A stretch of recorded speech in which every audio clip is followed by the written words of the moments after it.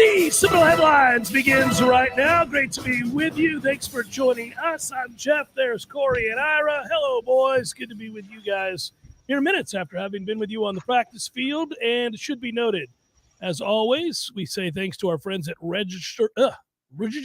Yes, perfect. Yep, you That's did it. the way they Nailed like it. Yeah. Registers sausage. Yay, sausage. I'll just do that. Big, Speak all of a sudden. big, I guess, would The you call social it? media firestorm? Was that almost? I wanted to say proclamation. It wasn't. It was a call to action. Yeah. Ben put a call to action out there telling the headliners to motivate to just not go after Publix on social media. But get a but little let them aggressive. know. Yeah. And so you had like people are like tweeting their addresses, Yeah. their local Publix store. The people have spoken. And the headliners Publix was responding. Yeah. Yeah. So I don't think he's put down the call to action. That's so if probably you, more. That's probably what we should have been suggesting all along, as opposed to you just wanting to have sit-ins. I mean, you're living still in the late 70s. the sausage sit-in hasn't caught on. It hasn't caught on like we thought. No. But if you want registered sausage and you live outside of the area, it's all right, man. It's my man's How's that- clearing his is that- throat Sorry. right when Hey, we start man. the show. Sorry. The cough button working? The cough Hey, button doesn't work. If it worked, I'd use it. You didn't click on it. I've tried it. You Here, didn't look. try it. I'm holding it right now. Can you hear me? No, can't hear Unfortunately. anything. Yeah. Yes. Hey, keep talking, Corey. Keep talking. I was done. Keep talking. Oh. I No, tell you you did what. to me. Yeah, you talk. No. Oh, That's perfect. there it is. Yeah. From here on out, I'm going to just silence your I'll ass. signal you You when gotta I'm give me starting to the clear my point. throat. Yeah. Get familiar with that button. Yeah. Registermeats.com is the website. You can have it delivered. But like we said, if you're in the Southeast, we haven't expanded worldwide, but if you're in the Southeast and your local grocery store does not have registered sausage, you need to do it. We did the andouille this weekend. You did. Not the andouille. In Dewey. The The andouille. And it was sensational. It's It's a good the weekend, right Ira. amount of spice, Mm. but it's also just a great flavor, not too spicy. It's Now, let me ask you a question. Are you a guy that puts it in just like an inch of water on the pan and let it simmer? Do you grill it? Full- How are you doing it? full disclosure. Don't tell me you Yeah. microwave any No, of this. Kim made it, Okay, good. so I don't know. Well, it's probably She how made used it. to She be. made Scared me. some jambalaya and threw that Okay, in there. nice. Oh, okay, well done. Yeah, okay. So before we get started with the practice field notes and practice and full pads today, guys, so we got a lot to get to. Yeah.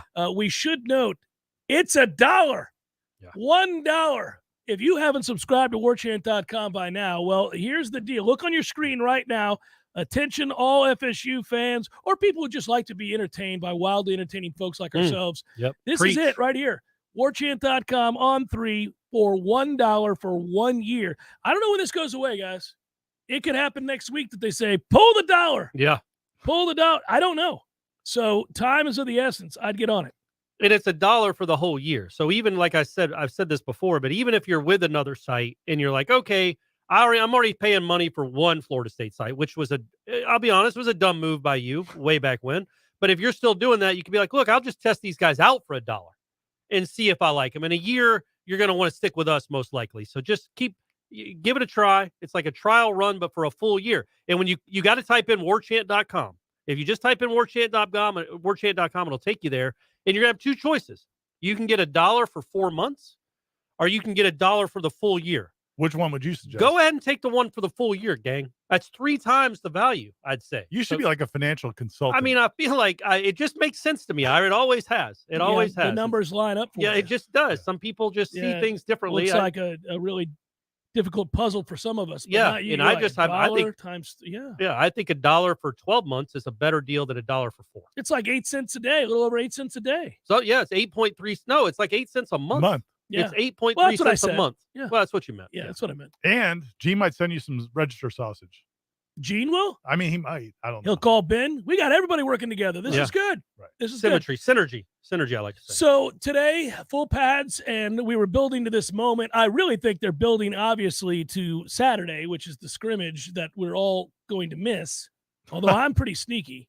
But, there you go. I got to be careful about how much I say there. But, I mean, I think, obviously, they're excited to let it rip on Saturday. They got tomorrow off, so today they went full pads. It was physical. I don't know that it was any more physical today, save for one period or two, than what they've been doing with shells. So they've been getting after it. And he was right. Mike said afterwards, listen, the last 3 days have been very physical, and he's right about that. And you asked, Ira, is there any difference in, when you see it at this level with the pads. And he was like, really the last 3 days you want to be physical. And I think he's right about that. They've been doing, especially on the line of scrimmage, you really seeing that competition take off between the offensive line and the defensive line. And that's been a sight for sore eyes. It's not been something that they could sustain for much of the practices in yesteryear, last season before. They just didn't have enough bodies and enough talent where that really mattered. Now you're watching, you're engaged for 9-10 deep watching those guys get after each other. And it's there's a fine line. Somebody asked on the message boards yesterday on the tribal council, they asked, is it as intense as it used to be, in the glory days? And I was like, man, college football isn't that anymore. No, either is pro football, by the way. Yeah. And the days of Mickey Andrews, screaming on one side while they run goal line drills for 15 minutes and just beat each other into oblivion, it doesn't happen anymore. So it's not like that. But and so you see situations like today, Mike Norvell, I'm reminding a player, stay off the ground because they don't want all the time tackling guys to the ground. That's where you get the ankle injuries, the knee injuries, things like that. So they're being smart about it, but there was physicality. There was, and I was thinking when he was talking about that, like what do you normally have in the preseason? 2 scrimmages? Yeah. Man, if I'm him, and I know you can't do this, especially after the Jacksonville State debacle, don't you treat Duquesne like a scrimmage? And like that's your last scrimmage, and maybe you don't need two crazy right. physical scrimmages. You maybe have one because you have to have one. But man, I don't know that you have to be physical and you have to practice tackling some. But in this day and age, I don't know that it makes sense to go all out 2 separate scrimmages when your first game is Duquesne. If you hadn't lost your last FCS game, I'd feel a little bit better about that. I would always say this. Right. That's a fair point. It's a fair counter. You never treat any game like a scrimmage, but you right. certainly. Well, they did. They did, yes, and they lost. Yeah, and they lost. You can't do that. They made a mockery of it, and the message you send to your players isn't good. This game is not that game. This game, as you're correctly noting, is a game that they could experiment, if you will, if they wanted to. But I do think they're going to want to get a lot of guys in, and they're going to want to get into a rhythm. They're going to want to, basically shake the dust off, because the benefit of having a game with officials and, in the stadium and fans and all that is, again, you can run what you want to run, but you can try to get into a rhythm. You can get a lot of depth players in there, and you can kick off the dust there and get to a rust and get to a position where the advantage you have is you've played a game by the time you play LSU, and they haven't. So you're not going to, scrimmages oftentimes are situational. Yeah. They obviously you can't do that in a game. Already got questions about AZ in the chat. Is he? I mean, he's. I'm not saying he's the story of preseason because we don't even know if he's going to start. It's unfair to say he's the story of the preseason, but he might be the story of the preseason just because I don't know if we were impressed by him in the spring, and obviously he had, impressive credentials coming out of high school. But Azarie Thomas is a football player and a guy that it's funny. I said it yesterday on your show, and I read the roundtable you sent me. Hey, you said the exact same thing. Before we get into more Azarie Thomas, somebody commented on the YouTube because I went and watched a few minutes of your hit. Is that what we still call it in the business? A hit? Radio hit. Radio hit. Jeff Cameron I show. say something wrong? No. Why? That picture they used for you has to be 10 years old. That was last year. There's no way that was last year. Zero chance. It was last year. So why can't we get an updated picture of you? You're still a handsome guy. Tom Lang likes me. I mean, that's 10 years Matthew ago, Ira. me. That's false. That's not what you look like. But he's not using it to get a date. Why are we using it? That was back when he was you might have still been to Osceola. This guy's a hater. This guy's a hater. Why not? If I'm ever on different. there and you need a picture of me, how about my high school yearbook you photo? Want some flowing locks? Yeah, I mean, how about we just go as far back as we can? Your wedding day. Your wedding day was on Facebook the other day. I was heavier there. You do, which is hard to believe, but I was. You did have good hair back in the I know, day. man. It was a thick mop. Go so with anyway, I feel like maybe we could update the photo. Can I get back to talking about Azarie Thomas? We can, but that just bothered me. Before you fat shame me? Yeah. The thing about, or old shame me. I'm more old shaming. I'm not fat shaming you. Azarie Thomas, the fact that you won't be able to keep him off the field. And it's funny. It's the exact same thing I said yesterday on your show. I thought I had written it already. When I read it. Did you steal it? I read it. No, when I read it later, I was like, wait a minute. Jeff thinks I stole that from him because I didn't read that till later, but I didn't. I thought the exact same thing. I don't know how you keep him off the field. I'm not saying he starts, certainly not from day one necessarily, although he might, but that to me, he might be the biggest revelation. What's so encouraging about that kid, man, is not just he's got elite physical ability, right? We all agree with that. You can see it. He's very, very fast. He's long. He's competitive. He's really smart. Yeah. Just go watch his interviews. And you don't have to watch his interviews because he shows it on the field. But if you watch his interviews, he's a thoughtful kid and he's a smart kid. And I was thinking about that today with Briggs and Verse. Right. They're smart guys too. And that's, being smart. I mean, being smart is obviously important in every walk of life, but in football, when you're trying to make a team early and you're trying to get on the field early, understanding the concepts of what you're doing is so important. And man, he checks all the boxes of what you'd want in what you would need for a true freshman to get on the field this early. Yeah, and he plays a position where freshmen can get on the field early if they have the understanding, the requisite understanding. Even if they're of what not you're crazy smart. I think this kid is like smart. Yeah, I mean, I we'll have to give him a test or something, but I think he is smart and he plays smart. Most importantly, we should test him about whether it's better to have a $1 deal for 4 months or for 12 months, and then we'll go from there. We'll know right then and there. We'll know then and there what he thinks. We'll just be like, this guy's a Mensa. But what I would tell you is that I don't think they'll be able to keep him off the field. I don't know that how much you want to put on him. I mean, week 1 against Duquesne is not a lot of pressure, so you could ease him in that way and say, I mean, surely you can cover Duquesne's receivers, but you didn't want to just throw him to the Wolves in the LSU game. Like, when are you going to start him? When's the game that you'd say, okay, well, I've seen enough? I mean, every day at practice, he is arguably he's the best corner they've had so far. Yes, he's been better than Duke Cooper so far. Yep. He's been the best corner on the field at the practices we've been to. I've been at every practice but one.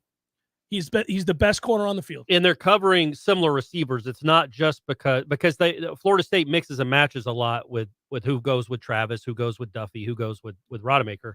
And we'll get to Rodemaker in a second. But it's not like Cooper's guarding guys like he's not covering Randy Moss and Thomas is out here covering, I'm not going to say somebody on the current team, but you know what I mean? Yeah. But yeah, they are going against similar guys. And yeah, man, it's again, we're 1 day into full pads.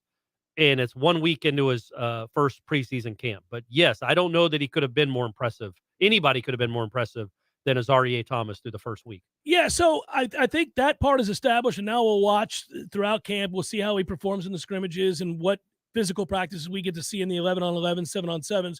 I am curious what you think is going to change the most now that we've arrived where football practice is real. Now you have full pads more often than not. You've got the ability to be very, very physical. They've also hit the ground running in terms of install. Day 1, they were already installing because they had 90% of the participants here in the spring, so they could do that. I'm just kind of curious what we think changes starting, and the reason I bring it up here is Mike Norvell said today that tomorrow they have a day off and they're going to use that time to look at the film. I thought this was interesting. Very telling. Yeah. And he was trying to say it without saying it, that they're maybe going to shuffle the depth chart right. Move some people around was the quote. So I'm standing next to you when you asked the question. I thought his answer, I was like, okay, so he's telling you tomorrow they're studying film and they're going to move guys around based on this little over a week that we've already seen. Because there have been guys emerging. That's one position for sure. But then there's been other positions as well where guys who maybe transferred in either in the spring or the summer. A lot of those guys, you're not going to put them, even if you think they might end up being with the first team, you're not going to do that right away. Yeah. But now they've had 6 practices, and it's going to be when we go out there on Thursday. I think there might be some different guys, different running with different groups, because you do need to see those guys. You need to see some of those new offensive linemen blocking, Lovett and Cooper. You need to see some of these. You need to see them go up against the best. I don't want to make predictions because he might get mad about that. We'll just observe, and we won't talk necessarily about depth to some degree. But I got to tell you, I can tell you about 2 separate times today that Bryson Estes blocked Fabian Lovett and won, not once but twice. Now that is stunning, and that is a kid that continues, in my estimation, to really emerge. I don't know if he did.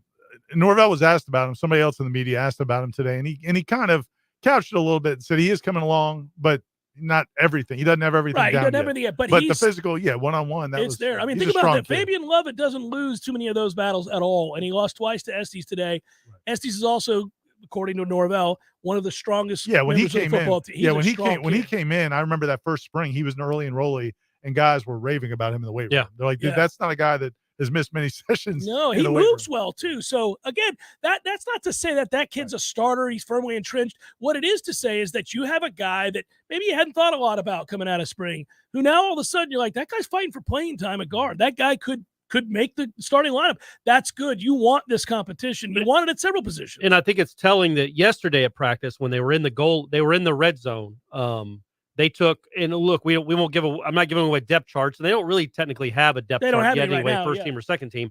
But let's say the right guard that had been working with Jordan Travis's group, they took him out and put Estes in, and it wasn't because of an injury.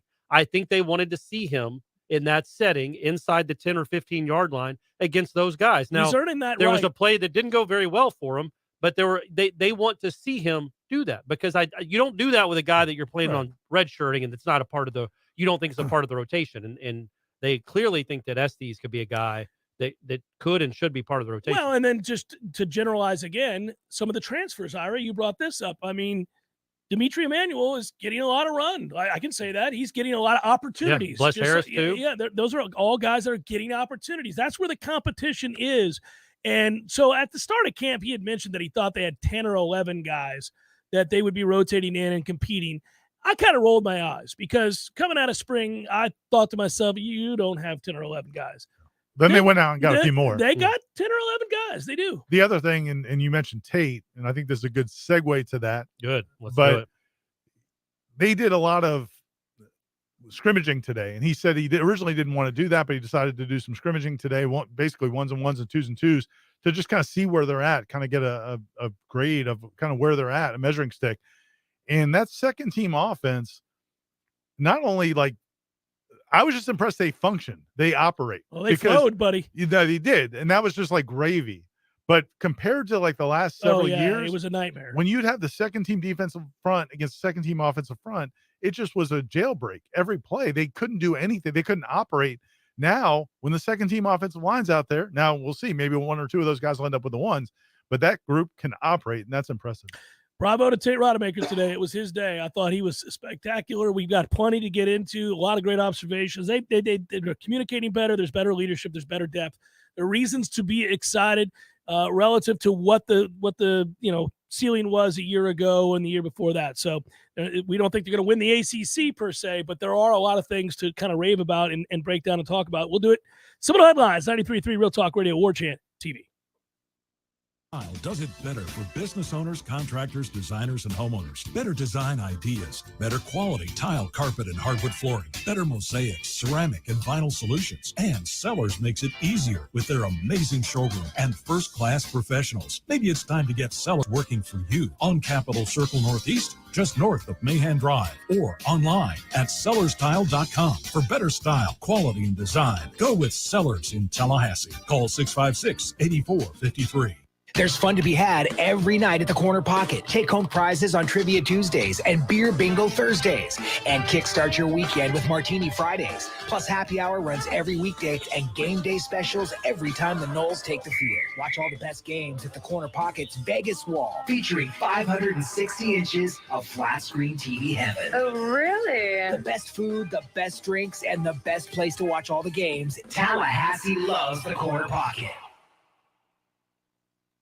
Hearth and Patio wants you to know now is the time to start thinking about your fireplaces. Yes, we know that temperatures are going to be in the mid to upper 90s for the next couple of months, but now is the time to start thinking about upgrading those fireplaces. You're not going to be using them. Get those fireplaces upgraded now. They can repair all makes and models of fireplaces. 850-727-4282. That's 850-727-4282.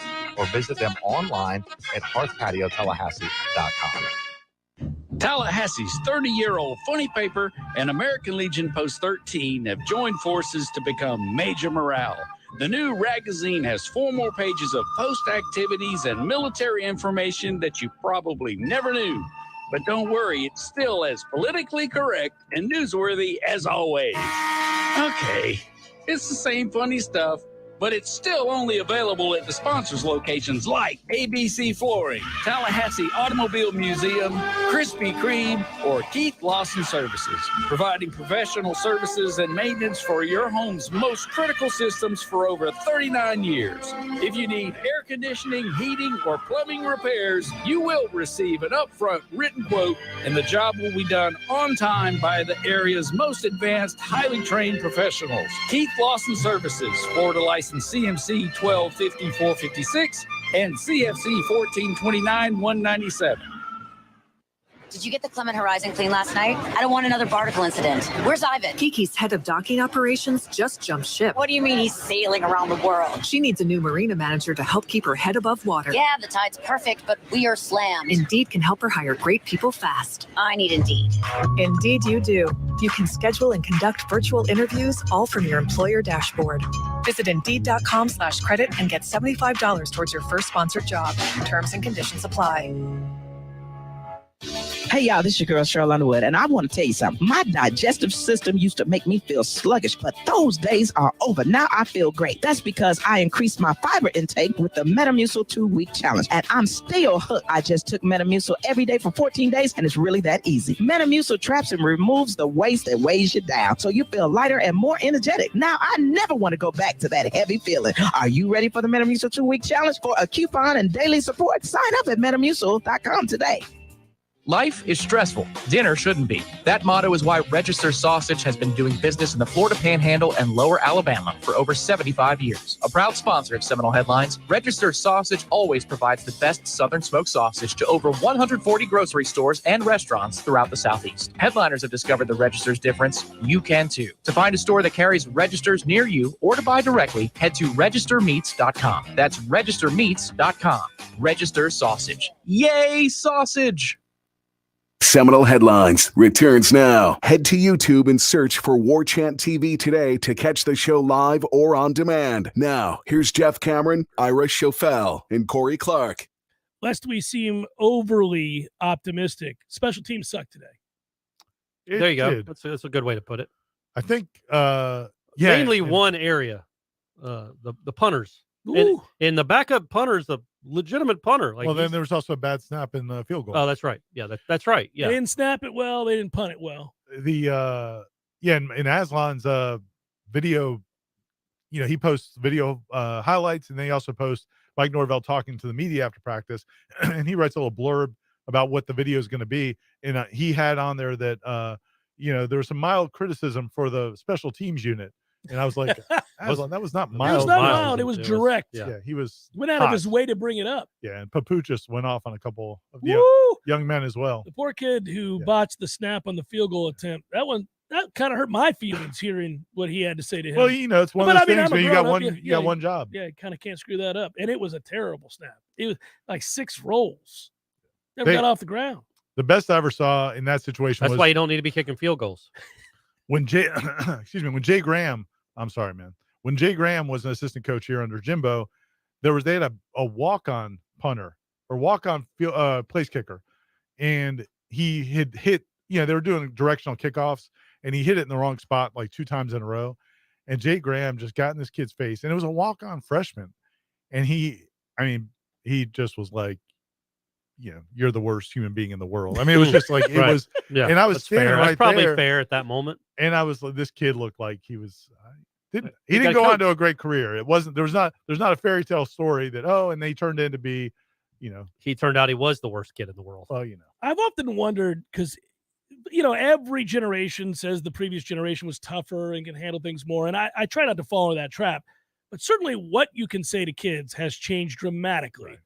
We all saw Mickey Andrews talk to his players. Yes. Very different than what you might hear in a practice of today. Well, and also, if Mickey had the portal to deal with, maybe that changes the way he coaches just a touch. But I remember, we had a coach that was very imaginative in the way that he described your performance, or if you screwed up.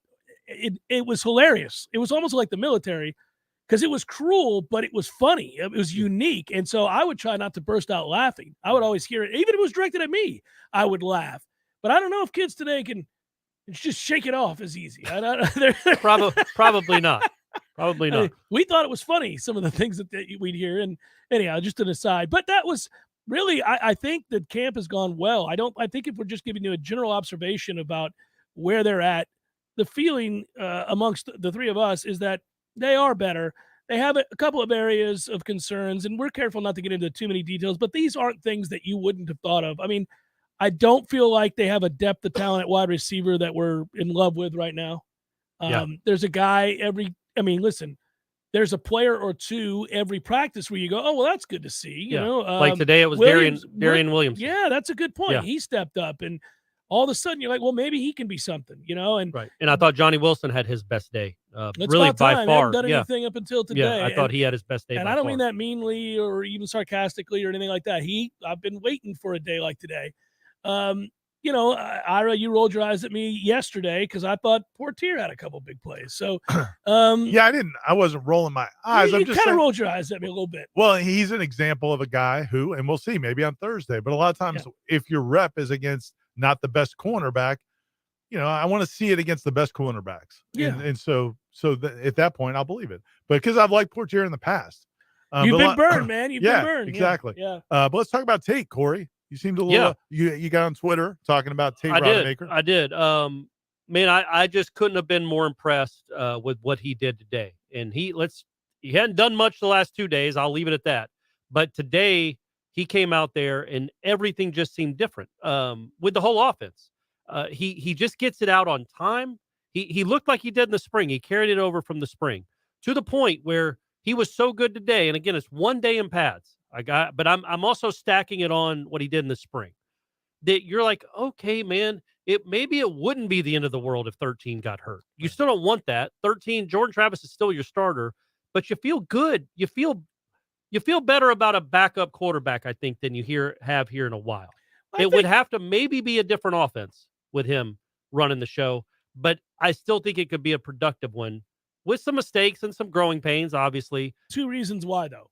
The first is that if he has to come in and play, they have an offensive line now that can give him the time to throw in the pocket in a way that he hasn't had since he's been here, right? 100%. So he can let things develop. And what is his strength?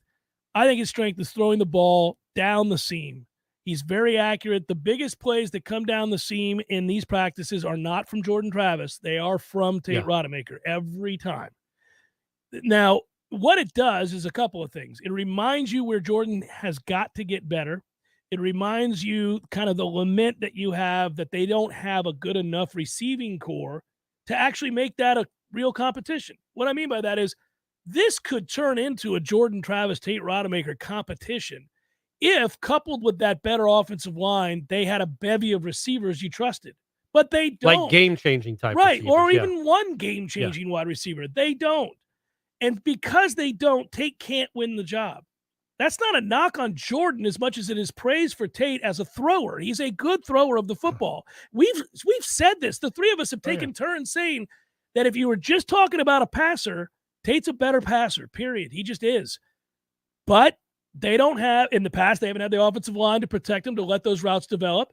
2, they don't have enough talent at wide receiver for that to be the case. And 3, unfortunately for Tate, when he has been given an opportunity to play, he hadn't played well. I was going to say, you touched on 2 things there. One is, excuse me, that we do need to see what Tate does under the lights, you know, because the opportunities he have not gone particularly well. They haven't. There were some unfair situations. Well, spring was nonsense. But even going back to, his freshman year when he got thrown out there, a lot of that was unfair. Yeah. So, but it happened. And so we need to see it on a Saturday or Friday night or whatever it is. So that's one thing. The other thing I would say is the way you're saying that, though, it makes it sound like, it goes along with the theory that Jordan is the best option only because of his legs. And I don't think that's true. I think Jordan can be, and I have not been disappointed by him in this preseason. I think he can be a very effective, very good college quarterback because of what he does do throwing, but mostly because exactly, because of all the tools he has. So that's my point. It implies, the way you phrased it, I think it would imply to some people that he's only got the job because he can throw the ball too. I think we agree that it implies that, and I can hear it. I can hear where somebody would hear that and go, "Oh," but I also think it points out Jordan's limitations. It's 6 and 1, half dozen the other. I think that we're saying that Jordan has holes in his game, as does Tate. Right. And when we highlight the other's strength, it seems to maybe take away from the other guy, when it really is just telling you that they both are somewhat limited. They don't have an elite quarterback here. I am excited to see what Jordan can do with an offensive line and better receivers. Now, I am too. They're not dominant receivers. We haven't seen anybody at receiver that's dominant or close to it. but they will be better. I think they're better across the board. Yeah, and I feel like with Jordan, and it happened today. Like they had a drive. They started the ball at the 25-yard line, and they had a drive in for a touchdown where he didn't throw a pass. Trayshawn had what probably would have been a 25-yard touchdown. And this against the first team defense. Now they're mixing and matching up front, but still, basically, and the two safeties aren't starters. But still, it's the one defense. And Trayshawn takes a 25-yard run. I don't think that happens if Tate Rodemaker's the quarterback. I think just Jordan Travis's presence makes the offense better because you have to account for other things that you don't when Tate Rodemaker is the quarterback. And that's why we'd say if he had great weapons outside, you might flip your whole offense to take it. I mean, I think Tate has some pretty unique skills. I mean, and it's good to know that he has potential. Like, we've seen it now. We don't know what it'll look like under the lights, and maybe he's just one of those guys that it doesn't click under lights. And I think we get into we know there's a ceiling there that I didn't know was there before the spring. Then I think we get into this trap, like the three of us do. We just get into this trap of either, I don't think we're trying to placate to any one person, or I don't think we're rooting for any particular person, but we know that if we praise this person's strength and this guy and point out this guy's weakness, that it does come across as we're choosing sides. And I don't mean it to sound like that. I just think I can unequivocally say that Tate Rodemaker is a better passer of the football than Jordan Travis. Well, and I can say he's better than I thought he was. So, I thought last year, I'm like, man, this guy, why, if he can't even beat out Mackenzie Milton for second string, why is he on this team? That is disappointing. Then this spring happened, and I'm like, okay, we talked about him a lot. But Ira, if you think about it this way, so just to our point, remember, Ira, you rightfully went back at him last year when he was ripping Tate. Right, and you're like, hold on. That's the and I think what's really cool about us having the access to watch practice is being able to see the way guys develop, because as media and fans who only get to see Saturdays. Yeah. And we make these judgments based on what the first time we see a guy. And by seeing these practices and seeing the development over time, you see how that process works. And that's why I really appreciate Norvell letting us out there. Because another guy to me is like Joshua Burrell. Joshua Burrell missed all of last year. He was a freshman wide receiver, came in with Malik McLean and had surgery, missed the whole season. The first time we saw him really was this spring. We were not very impressed.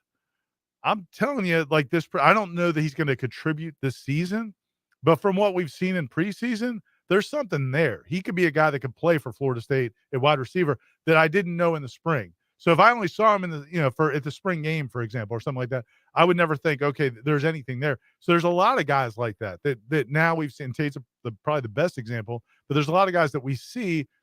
Now we see what coaches see and why it's important to kind of invest that time. Well, it's important too not to give up on guys, right? I mean, like if you brought a guy in for a reason, DJ Lundy, DJ Lundy's a really good example. He's flashing a lot. And I would say, and going back to Tate real quick, and what it does for a team is like, you look, man, Tate is catching a snap, seeing it, getting rid of it quick. Like he sees it quicker. And I think I'm fair. I'm okay in saying this, and I just think he sees it quicker than Jordan maybe. I think he might literally and I think he sees it quicker. Well, he is taller. He's a lot taller. Yeah. But he also, again, their natures are different. Jordan Travis never turns the ball over. That was my point. Is that Jordan Travis is a very conservative kid by nature, I think. The other kid Tate kind of lets it rip. And Tate let it rip down the field. Yeah.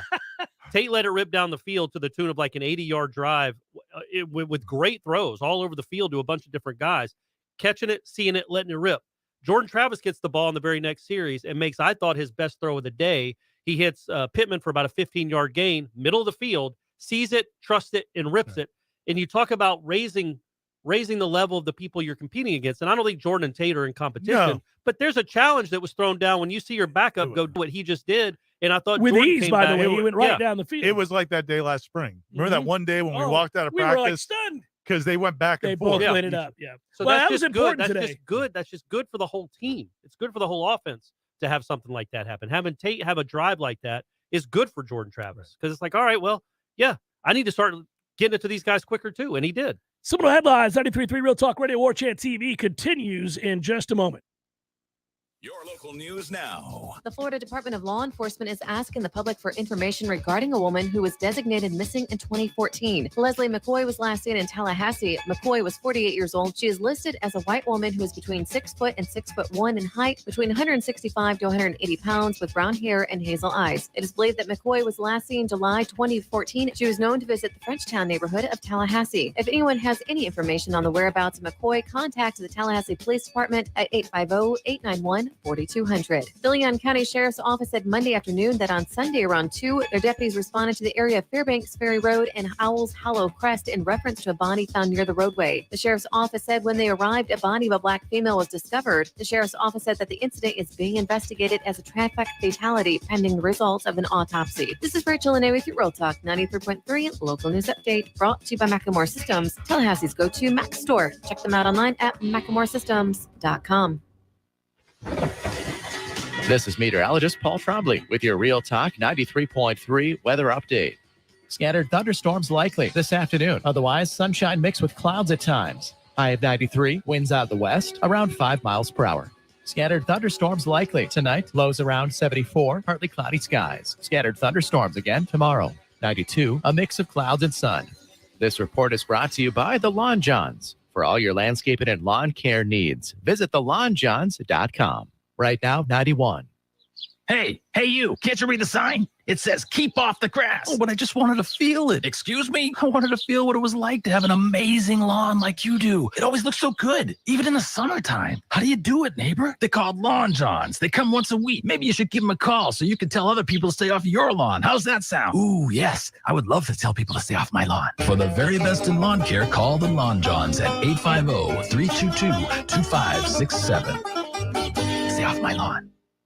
Life is stressful. Dinner shouldn't be. That motto is why Register Sausage has been doing business in the Florida Panhandle and Lower Alabama for over 75 years. A proud sponsor of Seminole Headlines, Register Sausage always provides the best Southern smoked sausage to over 140 grocery stores and restaurants throughout the Southeast. Headliners have discovered the Register's difference. You can too. To find a store that carries Registers near you or to buy directly, head to registermeats.com. That's registermeats.com. Register Sausage. Yay, sausage! Here's what you missed on the Greg Tish Show. There's a TikTok that's going viral because of a butter softening method. They are putting the Vermont Creamery butter in the waistband of her pants. Give it 5 minutes. You can go and measure out your ingredients, and then your butter is ready to go. You cannot do this in Florida. No. Because your pants will be full of butter in 2 minutes. Somebody try it. Post on TikTok. Unless it says juicy across the back. The Greg Tish Show, Monday through Friday, 6 to 9 a.m., only on Real Talk 93.3.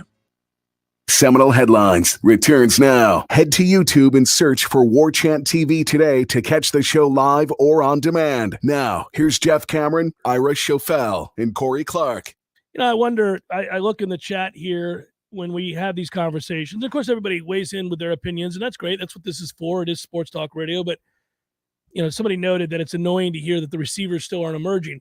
I just don't know. And I don't want to get off the impression that they're not better. They are better. But that was never going to be the strength of this team coming into camp. I mean, they added pieces to try to improve an area of real weakness. That was the worst receiving core in the ACC a year ago. I think they're not going to be the worst. I think they'll be below average. But I don't think they'll be like, you're not going to walk out there and go, oh, my God, they don't have anybody. I mean, I think they have 3 or 4 guys that you'll feel pretty good about on game days. Yeah, and I think another revelation for me, and again, this is a guy that I don't necessarily think is probably, he may not catch 15 passes this year. Mm-hmm.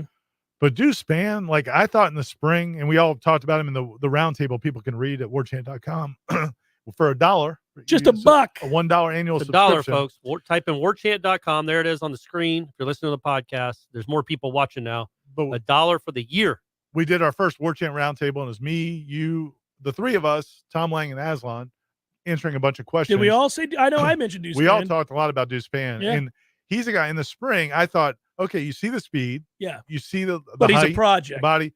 A project maybe like 2023. 2-year project. Maybe like 20, this guy's got no chance in so the spring. It never occurred to me that he could be a weapon this fall. He could be a weapon this fall. I'm not, I don't think he's going to be out there 45 snaps at wide receiver, but he might be out there 10 snaps. Oh, yeah, I think he will be out there more than 10 snaps. And Ira, to your point. It's cool to have one that looks like that, too. Oh, he looks like an NFL receiver. Yeah. Yeah, to echo your sentiment here, I would just say that I think they saw that he has a skill set that not a single one of their other receivers has. Right. And so you have got to find a way to threaten down the field. You got to make a defense play you honest. And they don't have – that's really the weakness of this receiving corps. There are guys with some individual skill sets that used as a complementary piece in a different offense would be a nice player. But if you don't have the complementary piece, meaning you're playing off of something. So if you have a burner and teams have to respect that. They can't just come down on the box and play you underneath 15 yards and in. Then it changes what kind of looks you get, play in and play out, and obviously it opens things up. They don't have that guy, and so when they saw Deuce in the spring, I'm sure they realized what we realized. Obviously, he's raw, hasn't had a lot of reps at receiver. He's a former quarterback, only had, a handful of catches at Illinois. But he is a Lakewood kid. He is a Lakewood kid, which means he's special. Right. Like, you know that when you get introduced and to intelligent. Yeah. He's going to pick it up quickly. So, you met me. You're like, I don't know anything about Jeff, but he's smart and athletic. That's obvious. He's a Lakewood kid. Right. That's what they say about us. Right. That's just, every place has its when you're from the wood. Yeah. But on that point, though, because – and I was listening to Wake Up Warchant this morning. Of course. It was the interview with Tom and Aslan were talking to Tom – or Jeff. I'm right here. Shut his mic. Can I signal you? Corey and Aslan that's were who's talking that's to who's on Tom Wake Up. Lang. There you go. And they were talking about the tight ends. You would have been impressed. They Yeah. were lamenting the tight end group. Yeah. Here's the thing, though. Can't do span change that? Because how hard is it to hit tight ends over the middle when you don't have anybody that can take the top off the defense? Correct. If Deuce Span shows that that's a possibility, if he's running free down the middle of the secondary in a seam, that could open things up for the tight end. Caught a 60-yard touchdown pass today. That would have been 80. Well, whatever. But on a bomb. Okay, so here's the point. They've got to show that, I think. Just a thought. I think they got to show that to LSU. They got to show that to teams with the better defenses they're facing early in games. He doesn't have to catch it. They don't have to hit on it. They just got to show it. Like, hey, we have this. You're going to have to pay attention to this. Your safety may want to check this out. My man is going to run past your corner. He is going to do that. So if he can do that and then round into form on some of those other intermediate routes, which he's actually starting to do that as well, which is really eye-opening because I didn't see that at all in the spring. He was raw. Then, maybe. And that's the stuff that we're watching in camp where we're going, that's better. Hey, listen, guys, to be sure, there are a few other people we're looking at going, that's not any better. But every now and then you look at a guy and you go, that is a lot better. He's been working hard this summer. He's taken strides.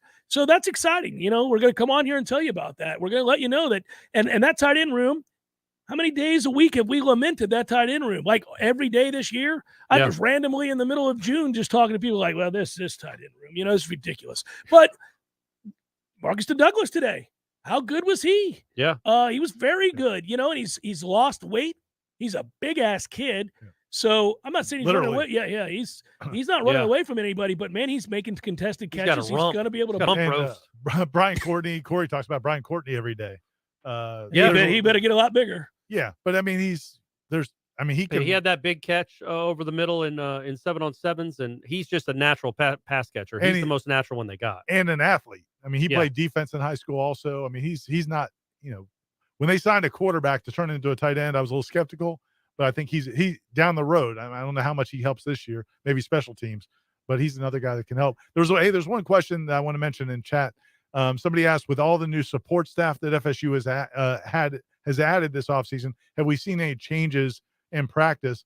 They have added a lot of support staff. I don't think we've seen any changes in practice. The main two things that they did with the support staff was they added a lot of people in recruiting and in an evaluation in the transfer portal, and then also some people to help with scouting, looking at opponents, advanced scouting, looking at opponents down the road. So I don't think it's changed much in terms of practice, but they have added a lot of. They'll have a better staff. plan for Duquesne than they did for Jack State, maybe. You'd like to hope, man. Let's hope they do. And going back to when we talk about this team, and I brought it up when we did the stand up after practices, is we are giving a lot of positive reports from practice, but that isn't. It's not false. It's not false hope. They're better than they were last year, and that's what we're comparing it to. So when I can understand how some people watching this or watching our stand up or reading our stories might want to roll their eyes like, okay, man, they can't be this good. When I'm writing about somebody having a good day or somebody looking better, or somebody having an impressive day, it's all in relation to what we've seen from this team the last few years, not in relation to the rest of the country. Like, they're still not a championship team by any means. They don't have the talent level for that. But the talent has risen enough to the point where, this team would beat the 2020 team by 40 points, I think. And the 2021 team probably by 20. Well, they think they're better too, Corey. I mean, I don't want to give things away, but you talk to coaches, they think they're better too. Yeah. They know they're better. And I'll give you another example. You don't have to trust us. I ran into Corey Syme today. He was, of course, at practice today. The second most famous Corey probably in the Florida State football Hey, circle. you know what? You guys don't realize this, but I can see things. I know things. I see the future sometimes. I know what you're going to say. Go for it. I bet you Corey Simon told you. Yeah. It's nice to see some bigger bodies up Yeah, there. he did. Yeah, How about imagine that. You heard that. You meant it. No, I was you're talking paying to him. He attention. said, I was just telling Jeff. Yeah, so the truth is, I mean, that guy, obviously an all-time great defensive tackle for Florida State. Talk about a rump roast. Yeah, you weren't moving him. No, at all. No. But he came over smiling to me and was like, hey, man, this is different. And he was nodding to the offensive line. I said, yeah, it's the first thing I thought of when we came out here was that finally, I'm seeing enough big body types that you can rotate and have a chance to compete for extended periods of time and guys challenging other guys for jobs. And he kind of pointed out, he laughed. He goes, not only are they big, they're a lot of tall guys. He's like, he goes, I got tired of coming out here because Corey's not particularly tall when you think about great professional athletes like he was. And he was sitting there saying, yeah, I got tired of kind of coming out here and seeing guys that, that you could tell he felt like he could beat. That was, I mean, again, that was when Jimbo was still here. It might have been, I think it was Jimbo was still here. Yeah. And Brian McFadden came to a practice and he was like, looking. what's going on He's here? like, these don't look like Florida State offensive linemen. Right. And so Corey's point today, I think, if I could say this, is that these look like Florida State We don't offensive know. linemen. We don't know for sure how they're going to play, but they have look more the part. guys that look the part. Yeah. And that's a step. better At than where least you were. that's better than even not. You didn't play the part. You didn't even look the part. Now they at least look the part. I thought one interesting point to make here, they were working on backs picking up blitzes in one of the segments today, and watching Trey Benson do it, it's different because they have a lot of little guys, in the backfield, and a lot of tough little guys. But Toa Feely and, no offense, Ward and those guys, they ain't blocking a big linebacker. They're just not. It's not happening in pass pro. Watching Benson do it, he's got a little something to him when they come. I mean, those guys have to change their approach when they come in there because that's a big man. And he puts heavy hands on them. And that is something to look at as well because they haven't always been able to, in obvious passing situations where you're going to have a back end to block, really had a guy that could stand up. And I think they have a guy in Benson that can. I mean, it's just a little thing here that you're going to look at that they haven't had in the past. Do you think if we were able to watch every practice before the 13 season, what would we have thought of that team? Like, what's going to be the strength? Like, because there had to be days where the defense just dominated Jameis and those guys. Not a lot. But there also had to be days the other way, where you're like, man, is this defense going to be any good at all? Like, it's just so hard when you talk about, and this is one of the things going back to my other point about, like, it's hard to know how good a team is and how much they've improved when they're going against their own teammates. Like, okay, it is awesome that the receivers made plays today and Tate looked like Tate, but they were happening against the Florida State defense. So is that good or bad? And I just wonder going back to 13, like, what would we have thought of that defense? Well, I think, I think we knew the defense was going to be good. Yeah. The Jameis thing was the part that, and there was the big tip off as you started talking to people around. I mean, we put him on the cover of our preseason magazine at the Democrat. And we didn't just give those away. I mean, you had to earn the cover of the Democrat. But back then. We put a kid who never played. Yeah, we never played a snap of college football. He had that spring game. He had that spring. He was already but famous. we were already working on that. Yeah, because of what we were hearing in spring. But do you think we would have had a great temperature of how good that team could be? I think if we had practice. Well, I'm just saying, if we had been out there and saw Jameis, I think we would have been like, holy crap. Well, they're going to win they could win the national championship. Well, but remember, because who has a quarterback like that? But also in 2012, we thought they had a chance to win the national championship. They only lost 2 games. They should have. They should have if they had a quarterback. So if they had a better play caller. Yeah, how about that? Right. Yeah, how about just give me a field goal in Raleigh in the second half. So the just point need a field goal. Point is they were stop throwing the damn ball against Florida. All right, that too. So we knew that sit here for EJ Manuel. I mean, I'm not doing it. But the point is they were loaded. You don't have national championship aspirations if you aren't loaded across the board. Yeah. We knew they were loaded. Oh, absolutely. And now you're hearing about a quarterback who is a savant. Jimbo would But tell if we'd me, have seen it, well, would we have thought, we would have gone to man, they're- Vegas. would we this team is going to win the national championship. This team could be one of the best teams of all time. What I'm saying to you is you did know to a degree, maybe not without seeing it. I mean, not having seen it, but you did know because the kinds of questions that Jimbo was being asked. Well, that's the biggest question we had was, could he be the guy? Right. It wasn't about the talent. It was like, can Jimbo get them through these games where the offense just doesn't do anything? Tom brought it up to me yesterday. We played in a charity golf tournament with Lawrence Dawsey before the 2013 season, and I asked him, we both did, on the 9th tee box, so is Jameis all that we're hearing? Because we were hearing about it every day. Is that a par 3 or a par 4? That's a par 4. Okay. And so we were all, we were talking about it, and he said, he was like, well, he's done everything, but we haven't gone full pads yet in a scrimmage. He wanted to see him under the lights, and so it's just kind of like, well, that's fascinating. He's basically telling you he's got every throw. He's a big, strong kid. He's smart. He knows the offense. And Jimbo was constantly saying to me in interviews, like, I've not seen a guy pick up the totality of my offense this quickly. So you knew he had skill. He had the intelligence. It's just a matter of whether he could handle the pressure of playing in a game. And then it turns out he could. Yeah, the Pitt game happened. Yeah. And we all went, well, that's different. In hindsight, I probably shouldn't have gone with Clint Trickett when we were having that offseason. Yeah, and he went with Coker, and I'm just sitting here. I mean, you did.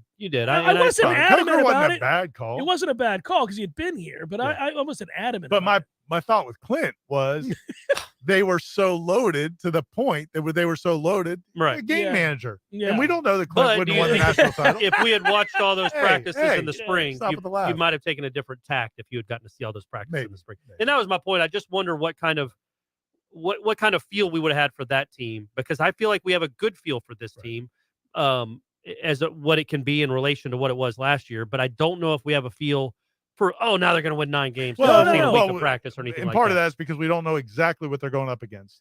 I will tell you, despite, lauding the improvement of this football team so far, and we got a lot of practices to watch, guys, I still don't think they're any better than 8-4 at best. Yeah. I actually just stopped on the way here. Stopped to get a drink. My guy Casanova. Yeah. Corey, I went to a Circle K and it was the most pleasant experience. Was it Casanova Nurse? No, it was not Casanova Oh, Nurse. I was hoping it was Casanova Nurse. You got a daytime, Good guy, yeah. making slushies at Circle K.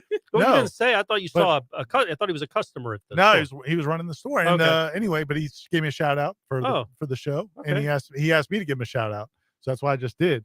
But we got 30 he seconds. asked me what I thought, and I said 8-4. I still say 8-4. We're not wavering. Yeah, 7-5, 8-4. Crazy. I'm not. I don't think this is a 10-win team. I stopped listening after Circle K.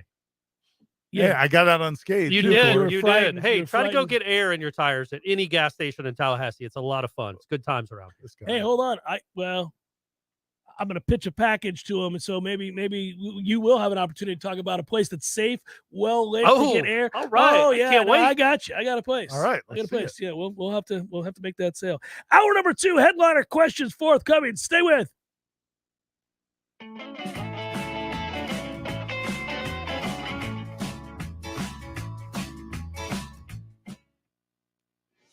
Physical stress on our bodies can take its toll as the years go by. Whether you're looking to get back into an old sport or just want to spend more time outdoors to explore all life has to offer in our beautiful city, the dedicated team at TOC is here for you every step of the way. You can trust TOC for all your orthopedic needs. And now, scheduling an appointment has never been easier. Just visit teamtoc.com and click schedule online. That's teamtoc.com. Let me tell you what T-Spark stands for. It stands for strength, commitment, teamwork, and heart. We don't ever quit until we've got nothing left to give. Our team is unstoppable. Want a guaranteed win? Call T-Spark Enterprises for your next roofing or construction project. We conquer all peaks. T-SparkConstruction.com. License number CCC 1331204. Well. Hey, Jeff, look at this place. Yeah. Well, doing well. It's been a while since I've seen you, brother, but, it hasn't been a while since I've been over to Gordo's. I go there on the regular because of you, Eddie. Well, we keep you regular. Well, that's true, but I think of Gordo's as a place to sit down, have a cold beer, talk to your friends, enjoy the sports, eat the delicious food. But I think of you as Uncle Eddie, a man who takes care of his people and takes care of the town. I appreciate that, Jeff. Hey, and we'll keep you regular. Gordo's, bringing the flavor and flair of Cuban food to Tallahassee since 1996. Is your prostate secretly being destroyed without you knowing it? All the ads for these prostate pills like Super Beta Prostate, Saw Palmetto, ProstaStream, Prostagenics, and others. Want to know which pills work and which are garbage? Now you can. Get a free copy of the new guide, Prostate Secrets, that pulls back the curtain on the prostate pill industry. Learn what is really in these pills. Which pill has over 987 adverse event reports filed against it with the FDA? It's shocking. Learn the one food to avoid that is a prostate killer, and discover the 3 so-called health foods that destroy your prostate. Get your free copy at prostatesecrets.com. That's prostatesecrets.com. This free guide will show you how to end your prostate problems without drugs or surgery, 5 important things to do to protect your prostate, and much more. Warning, this guide is controversial and may be offensive to some readers as it pulls no punches. So go to prostatesecrets.com, prostatesecrets.com. That's prostatesecrets.com. Many orthodontists in Tallahassee can straighten a smile, but at Birch Orthodontics, they're dedicated to providing the finest care possible. The experienced and friendly staff is trained in all of the latest techniques. So whether you need standard treatment like braces or Invisalign, or you have a more complicated case requiring extra attention, Birch Orthodontics is here for you. Set up your free consultation today by visiting birchorthodontics.com, BURCH orthodontics.com, or call 850-877-1692. At Birch Orthodontics, they create beautiful smiles. Coming up next, more of the Jeff Cameron Show. Live and local on Real Talk 93.3 WVFT, Gretna, Tallahassee. Breaking news this hour from townhall.com. I'm John Scott. Senate Minority Leader Mitch McConnell says House Speaker Nancy Pelosi has every right to visit Taiwan, and he hopes it opens her eyes. I welcome the Speaker's display of support for Taiwan's democracy. But I hope she returns from Asia more mindful of the military dimensions of the Chinese threat. House Speaker Pelosi now in Taiwan, despite threats from Beijing of serious consequences.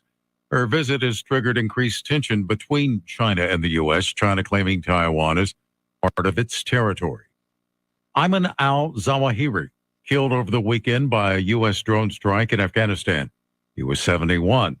President Biden announcing the death Monday evening in an address to the nation after Osama bin Laden was killed in a U.S. raid on his compound in Pakistan. Al-Qaeda proclaimed al-Zawahiri its leader less than 2 months later. Also at townhall.com, reaching across the political aisle, Texas Governor Greg Abbott is inviting a couple of big city mayors to come on down. The formal invitation comes in a letter the governor sent to New York City Mayor Eric Adams and Washington, D.C. Mayor Muriel Bowser. Abbott says he invited the mayors to, in the governor's words, visit our border region to see firsthand the humanitarian crisis created by Biden's reckless open border policies. Adams and Bowser have complained not about Biden policy, but rather about the busloads of illegal aliens that Texas and Arizona have been sending to their doorsteps. Rich Thomason reporting. Stocks are lower as investors review the latest corporate earnings for clues on inflation's continuing impact. The Dow is off 266 points down, the NASDAQ down 10. More on these stories at townhall.com.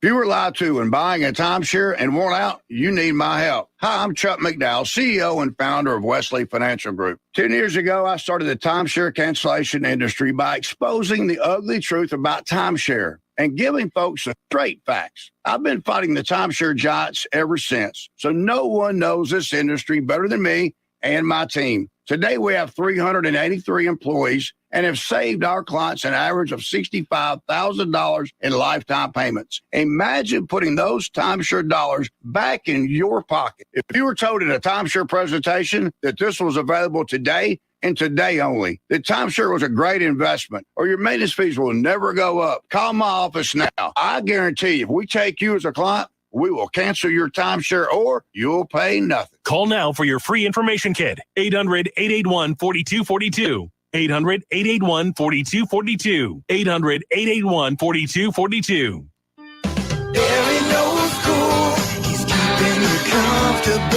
This is Kyle, service manager from Barano Heating and Air.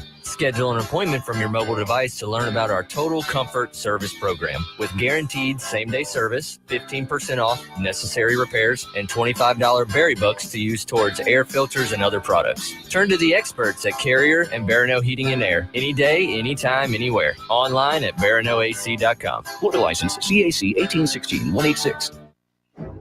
Live and living color and totally free. Subscribe to Warchant TV on YouTube, the digital home of Warchant.com. From the practice field to pregame and the phone calls afterwards, Warchant's YouTube channel is home to live programming like Seminole Headlines, Wake Up Warchant, The Jeff Cameron Show, as well as Trench Talk, a live Q&A with Noles offensive lineman Devontae Love-Taylor. Just search Warchant on YouTube and click or tap the subscribe button. That's it. It's totally free. Warchant TV on YouTube. Just another reason we're the ultimate Seminole sports source. It's time for Seminole Headlines, featuring Warchant.com's Jeff Cameron, managing editor Ira Schofel, and senior writer Corey Clark. Your weekly dose of all things FSU, pistols, and pies starts right now. Here's Jeff Cameron. Hour number 2, headliner questions, and away we go. Our thanks to Dr. Birch Orthodontics, sponsoring this hour, and always high praise for Dr. Birch and her staff. They're amazing. They do incredible work, the best in town. If you are in need of, or your children are, an orthodontist, I would strongly suggest, we all would, Dr. Birch and her staff. They are really the best in the business by far. And Clark has had no problems. Bryce is out of braces, only has to wear the retainer at night. He's happy with that. And even then, really. I mean, well, right. I brought that up, but they acquiesced to just at night. So, Okay, well, there you go. I'm going to let it go. Good. I'm Compromise. gonna let it go. Yeah. And So, Stephanie took her son on Monday for a consultation. There we go. Birch Orthodontics. Here we go. So the whole that family too is all in, which is an extension of my family since Brady's up in Atlanta. So, by the way, Brady starts high school tomorrow. Isn't that crazy? Bryce starts high school next week. That's nuts. Our boys are in high school. Yeah, it's nuts. Clark's playing football. Former great Keith Cottrell is his head coach. Seminole. Great. That's right. Over at That's right. Mumford. Yeah. Yeah. So we'll see. If your children aren't playing football, or maybe if they do play football and they get a tooth knocked out or something, Yeah. birchorthodontics.com is the website, and they do have free consultations, payment plans, the best orthodontics. Not just, look, we say the best in the city, could be the best in the state, probably the best in the country. In the country. Well, I mean, I haven't done exhaustive proven, research on that. Yeah. Nobody's proven that they're not. Well, they should have an orthodontist Olympics type thing, and I think Dr. Birch would represent our country proudly. Like doing sporting events or doing No, like just orthodontry? Yeah, that was That's the word, right? Orthodontry? Yeah. Orthodontistry? I don't know. I like orthodontistry. Orthodontry. Ortho work. Just ortho. The Ortho Olympics. Doing the ortho work. Okay, so I've got, just so you know, Ira, I always like to make sure that I'm on the up and up with you. I got the Twitter right here to my right on the big screen. Nice. All right. And these are the Facebook questions. Nice. Corey, You print right them out, here. old I print them school. out. Look, if you don't believe me, there's several pages, not just one Okay, page. that's I wasn't like, trying to fake it. A lot of questions That's this like week. from the All Saints district. Let's get through 'em. Actually printing them out. Yeah, going back old school. Well, I want to make sure I could do the give and the take, the back and the forth, the yin and the yang. Fellas, if you could only watch one segment group the rest of camp, what is it and why is it the offensive line? That's from Ryan. Ryan's great. I think it would be the offensive and defensive line going against each other. I enjoy that. Although I think all three of us have made a compelling case that we'd want to continue to monitor, does somebody emerge from that receiving core? Yeah, I guess it's how you're looking at it. Are you looking at it for the position you like, just want to admire? Because Trey Benson is fun to watch. He's a good player, man. I'm excited. Yeah. I just hope he stays healthy. Trayshawn's had a good camp. He had a really nice run today. I got a nickname for him. I think I've said this before on Wake Up. Here we go. The backfield, though, we're going to call it Trey BN because you got Trey Benson and Trayshawn Ward. So it's the Trey BN backfield. Is that good? Trey Magnifique isn't bad either. I like that better. Hey, compared to Flock of Seagulls? Yeah. Man, that never took off like I wanted, but you had the web toes. Yeah, we don't need to go back. No, that was bad. I'm all right with either of the Treys. Yeah, I like that. That's all. Trey BN or Trey Magnifique? I think Magnifique might be tougher to spell. It is, but it's more fun. And it's what John Sterling used to say about Dominique. Dominique is Magnifique. Nice. I'm not a John Sterling guy, so I think we're going to go back to Trey BN. Okay, good. Yeah, there we go. All right, so the offensive line is a lot of fun to watch, but and really what's implied in that is that there are certain segment groups that you just trust right now. Yeah. That you just feel like the defensive line, that interior, you're kind of like, okay, they got this. Is there anybody, I don't feel like we say enough about them just because We've penciled him in as he's going to be a lock to be great this year, high draft pick even.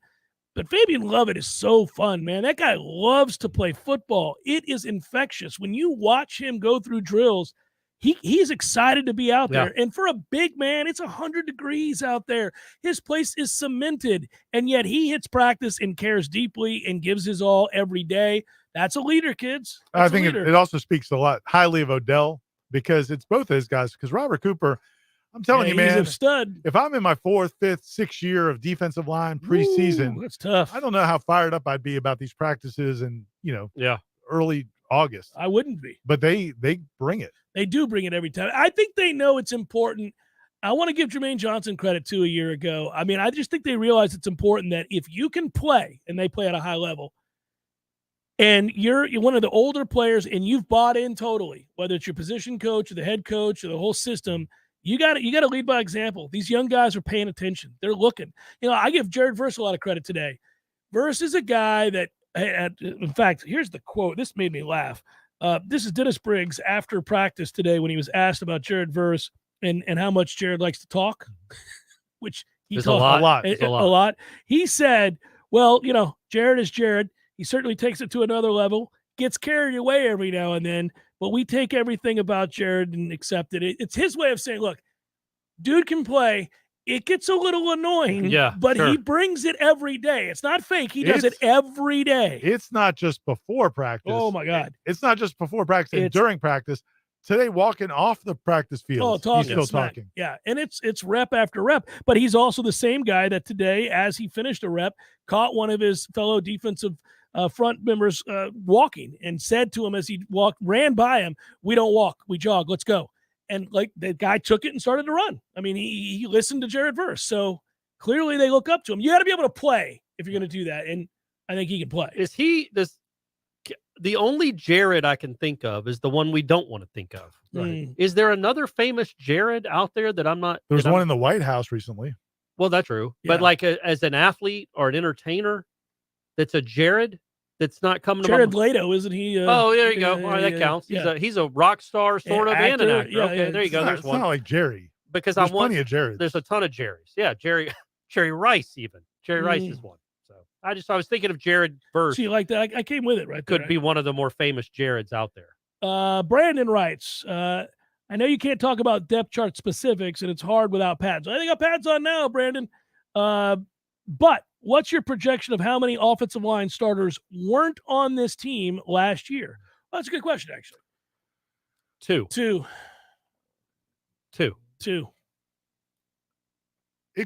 It could be 3. It could be 3. Could be, but we're going to say 2, right? We're going to set the line at 2.5. It could end up being 3, but probably 2. Yeah. Dustin writes, how have your personal depth charts changed through all of the practices that you've seen up until this point? Oh, that's pretty interesting. The big one for me is corner. Yeah. I thought coming out of the spring, I thought Renardo Green was probably going to win that job.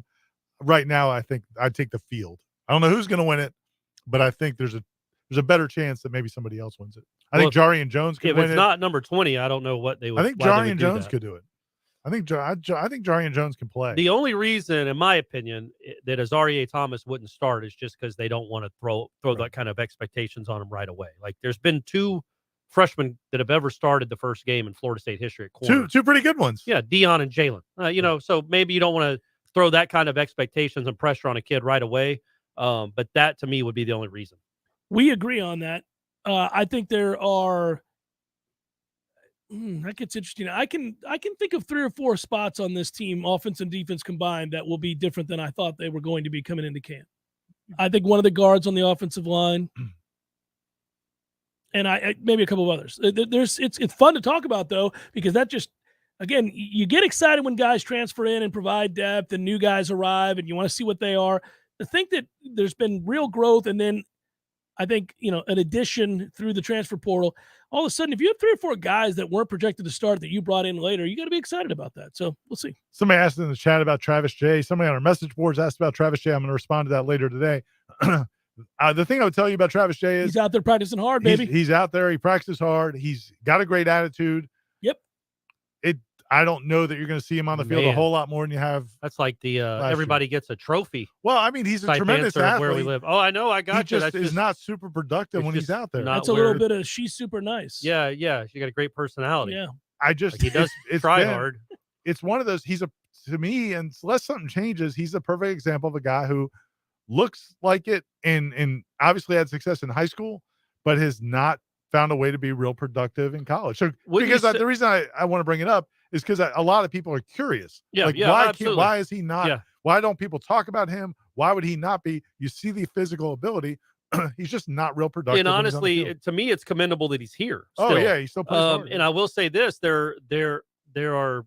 I mean, at his position, I would say there's probably 2 guys ahead of him. I mean, that seems pretty obvious, but it does say something again about maybe how depth is developed. That a guy like Travis Jay and that physical ability, just the ability, he's still running with that. You know what I mean? Like normally 2 years ago, he would have had to play just because he's somebody that can run around and is an athlete. Yeah, now he can't. He's going to have a hard time getting on the field. Yeah, and I think that there are several of those guys. There are several guys in this team that started and played a lot of reps 2 years ago that are now second, third team. Oh yeah, there's a guy in particular that we all made note of the other day.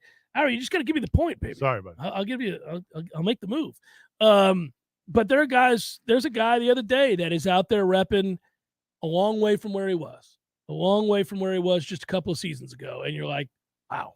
Yeah. I mean that's a toughie. I mean that's the reality of his situation. But he wasn't being lazy about it. He's out there working. So gotta love football. Commendable. Glenn here in the chat picking up what we're throwing down. The other thing I would say about just the depth and again, it's across the board is the one thing I would say about Travis, though, it would be nice if he was second team and then also making plays and challenging. Yeah. I mean, it's going to be difficult you're not going to beat out, nobody's going to beat out. I don't think anybody in this team's trying to beat out Jamie Robinson or Akeem Dent, even if they've been a little bit limited this preseason. Yeah, so far. But you'd still like to see more plays out of those backup safeties. Nate wants to know, happy Tuesday, or for Ira, happy Wednesday. Can we get an hour number 2 for On 3, Sweet Pea? No. Again, the hour number 2 is relegated to championships. Now I've made that clear. So if they get, I'll say this, I'll even accept an Atlantic Division championship or a state championship or an Atlantic Division title. Okay, at least we've opened it up a little bit. Yeah. James writes, if the football team wins the first 4 games of the season, but only finishes with 8 wins, is the year a success? Yes. Oh, yeah.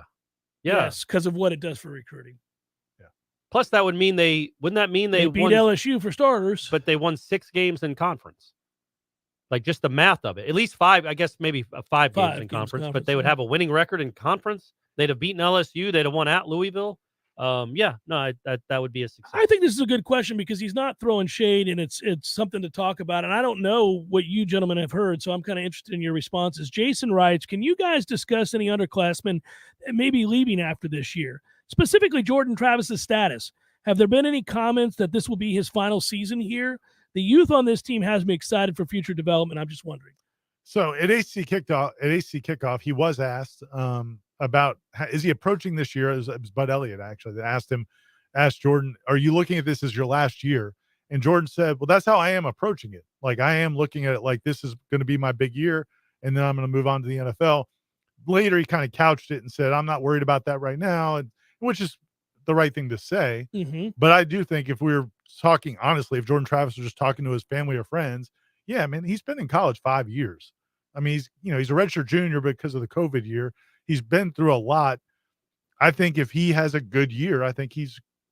I have a question about that because I think he could be a great case study for the NIL because I don't think he's a great prospect in the National Football League at all. I'm just going to say that. I don't think he is at all. That's a stunner. I thought Jeff would have been all aboard this. Jordan Travis. Where'd that come from? You don't? No, I really don't. Okay, but I'll say this. He could be a really good college player, and he could be a guy that comes back, helps you win a lot of football games in another year, and does well in the NIL. Like, not the NFL. Oh, yeah. Yeah, the NIL. He could be an NIL star. Corey. He's already done well with the NIL. Yeah, I mean, he could do even better if we win the some 4th games and 14 this year. shirts and all the stuff. I mean, they did. I mean, he's probably made as much money as anybody. And he could be like those guys at Carolina basketball, the ones at Baycott and people like that are huge names in that fan base that maybe don't have a great future in the NBA. Yeah, You're right. It is. It's just a matter of does he want to get on with his career? But yeah, there is at least a decent chance that he would make more money being a senior quarterback at Florida State if he has a good year this year than he would be trying to make a run at an NFL. Butch wants to know, with all the talk of the offense and the defense this offseason, how far along is the special teams in practice? Thanks, boys. Keep up the phenomenal work. Thanks, Butch. Well, I would have told you that prior to... He asked that question yesterday. Oh, he did? In fairness. Well, I mean, the post went up yesterday. Oh, okay. So if we had answered it yesterday, the answer might have been a little different. No, they dropped all the punts yesterday. Oh, they dropped 2 in a row. I thought there was just one. No, they dropped 2 in a row. It was devastating, Ira. They dropped but neither one were right Pittman. when I was about to brag about it. Neither one was Pittman that dropped it. I thought we were going to get kicked out of practice. Because I yelled. Yeah, well, like we're sitting there at practice, and all of a sudden, kid drops a punt, and Jeff screams, "Oh no!" No, I didn't scream. Oh no! I said GD at the top of my lungs and slapped my. Screamed it and then slammed your notebook on the railing. No cheering in the press box. But it was buddy. because you had said they had caught 29 in a row, and they were going for 30. Let me they were going for 30 in a row. Let me set the record straight. I was proactively rooting for their success. This was not a derogatory thing initially. They had reached, and Tom Lang's really to blame. They had reached 27 in a row, Corey, not 30, Yeah. 27. They were approaching 30. That's almost a perfect game right there. So at 27, unofficial count, Yeah. 27 catches in a row over several practices on punts. And I have said on the show that I'll be charting this because I was so beside myself with last year's inability to catch a punt and stop costing yourself dear yardage and field position that I was really wanting to see, do we have 2 to 3 guys that can catch it? And they were all perfect. So then Tom says, hey, get your camera ready. We probably can't show the footage, but you can take a selfie for when they get to 30 in a row. So he jinxed it. It is all Tom Lang's fault. So then I said, oh, that'd be pretty funny. It'd be even funnier if we could actually show the video of him catching it, but we'd have to ask permission because they don't want you shooting that. But if it was something positive, although you could argue that that's not overly positive, be celebrating. You could make that argument. You could make that argument that it's a little bit of a Bronx cheer. Yeah. But the point would be that I had the phone ready to go, and then Slappy drops one right off the chest. Yeah. And I should not have reacted the way that I did. I'm an emotional man. Yeah. Because I was rooting for them. And I yelled GD and slammed my pad. I used this pad for the kids that can see at home there to write down my observations for the day. And I forgot that we weren't supposed to do that. And the people on the field heard you. Are you sure? It was very loud. Yeah, a couple of people looked back up. I think people might be curious to know. You do the old school paper and pen. I do. Corey does the paper and the pen 2 kind of thumb guy. typing on his phone. 1 thumb. Just my right thumb. Yeah. What's wrong with your left thumb? Don't need it. Don't need it. Don't want it. My left thumb I can put Useless. it anywhere. I can put it anywhere else while I'm doing it. We're just going to let that sit there for a second. Let that linger. And then I do the iPad with the Apple Pencil because it was a gift. Well, yeah, you got the technological advancement there. You got to utilize it. But so anyhow, they dropped 2. They dropped 2 in a row after after that. They went on a streak. Well, and then at that point, I was okay. And then today, legitimately, they didn't. The punters were just, and Mastromanos hit some bombs in practice, either foot, gang. But today he and the backup, and I wish I should know the kid's name because he's punted some really nice punts. They were really off their game. Yeah, it was pretty much ass. Looked like me on a driving range. Couldn't snap it on the field goal attempt, and Mike brought this up. So there we go. We're off to a good start. More questions momentarily. Hang with us. It is Seminole Headlines, 93.3 Real Talk Radio, Warchant TV. Hey, no fans, our partner ISF Inc. is a national management and IT consulting firm located right here in Tallahassee, Florida, solving the future for state governments through strategy, process, and technology. As a trusted advisor for state governments, ISF knows the importance of defining a clear and detailed strategy. Our friends at ISF can help your organization create a strategy that sets you on a path to success. ISF, your vision plus our expertise brings your brilliant ideas to life. Visit ISF.com to learn more. ISF, solving the future. So let's say you're considering buying a new home in the current climate. We've all heard that demand is high, inventory is low. So how do you get a leg up on the rest of the buyers all making offers on the same house as you? Oh, that's a toughie. But the first place I'd suggest you start is with a call to my friend Shannon at Legendary Home Loans. Shannon will set you up with a complete pre-approval underwriting. It used to be an upgrade, but nowadays it's got to be standard. You want to get your offer on a new home pushed to the front of the line, you need a TBD full underwriting approval from Legendary Home Loans. You'll shorten or even remove your financing contingency, and the sellers will know that your offer is real and ready to go. It's tough out there these days, folks. So why not have the advantage of a proven winning team in your huddle? Get pre-approval underwriting from my friend Shannon with the one and only legendary home loans. Call now, 844-FSU-LOAN, 844-FSU-LOAN, or just visit FSUHomeLoans.com. FSUHomeLoans.com. Equal housing lender. NMLS number 2270146.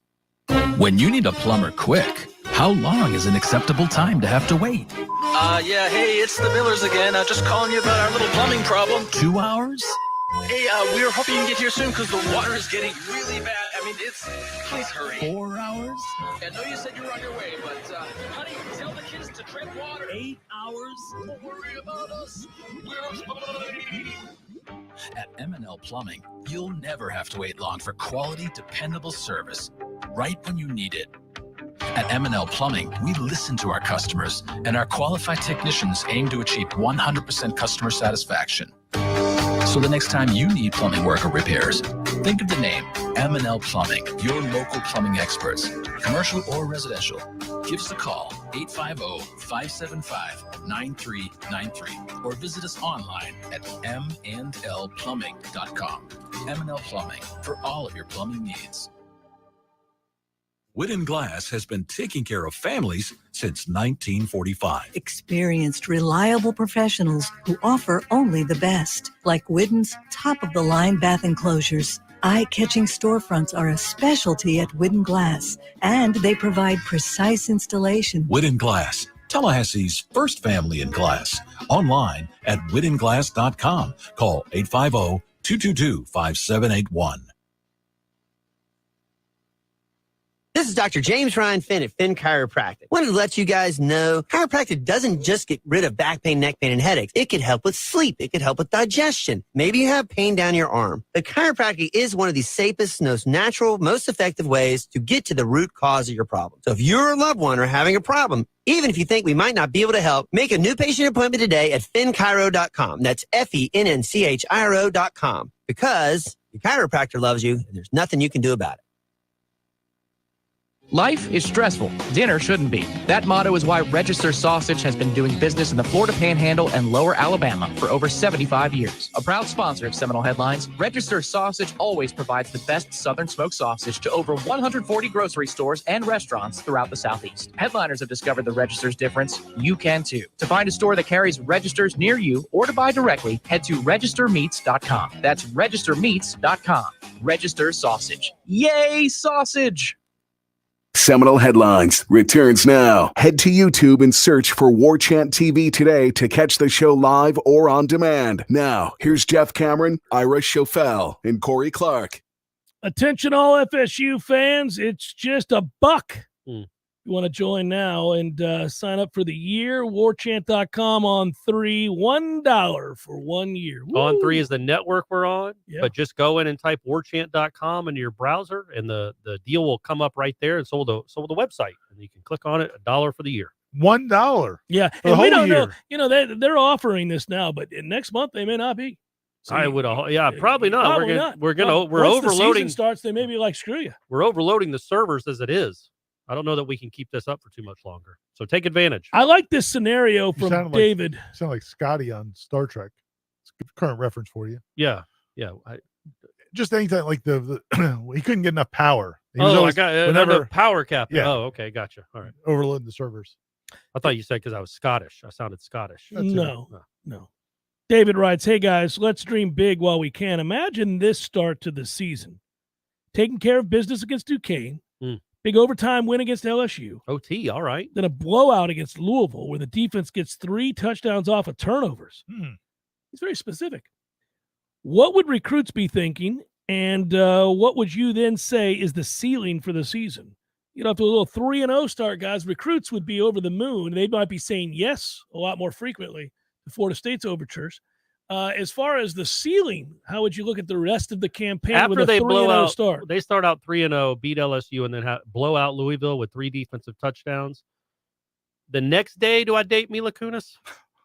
Or is that the day after that? You're still hanging on. I don't know. I was just thinking because my first instinct was to say Jessica Alba, and I feel like that's 10 years too late. Not that she's very, very attractive. It still works. He's still bringing up Selma Hayek. Selma Hayek. Yeah, I know, but she's not quite in the zeitgeist like she was 10, 12 years ago. Who is the go-to now for like a really pretty? This is how you know we're pretty old. Who is the let's be inappropriate. Zendaya? We're is that somebody? Zendaya? Is that a? You thinking about Dua Lipa or whatever the hell her name is? Lipa? Yeah. Who the hell that is?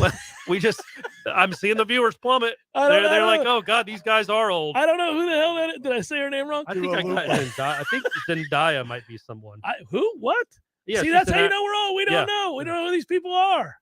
The Dua Lipa was a good gift. Did you like that one? That was good. Oh, I nailed it. Yeah, Zendaya. Who is Zendaya? Marie Stormer Coleman, American actress and singer. Hey, I think she's on Euphoria. Hey, listen, I'll take the heat here for a second. Whoever somebody in chat said Betty Davis. Yeah, she's right in our alley. It's the eyes. Sophia Loren. So really quickly, I'll take the heat here because there'll be some pushback, but I'm never worried about that. Whoever the lady is in the new, I think it's the electric Mercedes commercial where she touches all the buttons that are getting ready to leave the house. I don't watch commercials. I don't watch commercials. Whew, stunning! I want to know who that is. Okay, high on my list. How we get here? Because I said the thing about Mila Kunis. Really, really impressive. I got to update. Answering the question, I would say I'd be like, okay, they're going to win 9 games. I mean, if they beat LSU and kind of they beat LSU in Louisville, then I'm thinking, okay, nine probably games is definitely on the table. But anything else, I'm not coming off of 8. Matthew, are you looking up the girl from the Mercedes? I don't know how to pronounce commercial? it, but I see it. Kelly Bundy. Steven has it right. Gail Godot. That's her name? The new Wonder. No, the new Wonder Woman. Okay. The new Wonder Woman is I'm the not go-to. worried about the new Wonder Woman. But I want to know who the woman is in the She's my Mercedes go-to now. commercial. She's just so tall. She's a giant. You guys have sent the chat into a tailspin. Yeah. Sorry, gang. Just throwing out random women names. Okay, I got to get back to better questions. Here we go. Nathaniel writes, fellas, or actually, we got to get better answers. We fell off. Yeah, the question was fine. Our fault. Don't blame the question. Yeah, we just became old men. Fellas, I hate to go full on Corey Clark hyperbole here, but the physique and effortless fluidity of AZ Thomas is already displaying in a reminiscent of a young Jalen Ramsey. Well, that may be an unrealistic bar to set for any young player. Could you see him being named a surprise Game 1 starter, just like Jalen was in his first game against Pitt? Also, Jeff, how many pots of coffee were necessary for that Midnight Madness cover practice man. JCS trifecta? That's a toughie hashtag. So I was pissed about that. Not because I wasn't excited and celebrating. What's wrong with that? I mean, you see what I mean? I wanted you to hit the cough button. I give you the signal. I'm answering the question. That for not I'm reading the cough question. signal. I'm answering the question. You the cough signal, and you're like, what's going on over there? He's just waving his hand frantically. I mean, that's what you told me to do, was to point at you. I just need, Is Camila Cabello, is this the... Oh, yeah. Did you hear me? Did you hear me cough? Was all that, am I on? All right. I'm going to hear you either way. Yeah, well, that's a good point. All right. So it was a toughie, Midnight Madness was. It was an awesome celebration. I'm excited, just like everybody else, about our new digs. That's all great. We could have celebrated at 9. No. We could have celebrated at 8 p.m. We could have. Dude, we had to wait till that exact moment. And then how about having 400 people watching that thing at 1 a.m? That was insane. Guys, Florida State fans are insane, Ira. You know I that. love you for it, but goodness gracious. I mean, it was Sunday at 1 and we were still chit-chatting. Corey didn't even get the invite till like 12:50. I got on I was on at 12:58. Why so soon was a great response. Yeah. He's like Springsteen, man. They don't put him on early. That was a toughie. You guys were opening act. Well, I'm glad that we saved the best for last. We were able to go Austin late and we were able to get it all like that. Sure. There you go. I love you, Austin. You know I'm messing with you. What was the real point? What was the real question of that question? There was a real question as how many pots of coffee? I didn't drink any coffee. No, it's a real football question. It's more about me, guys. No, that wasn't the coffee question. He had another part of that question. He was more concerned about me. I'm just saying. I don't know what the other part of the question was. I lost it. I mean, there was a real question in there. I can't. Oh, it was AZ Thomas. And would he be a surprise starter? Jalen Ramsey. Yeah.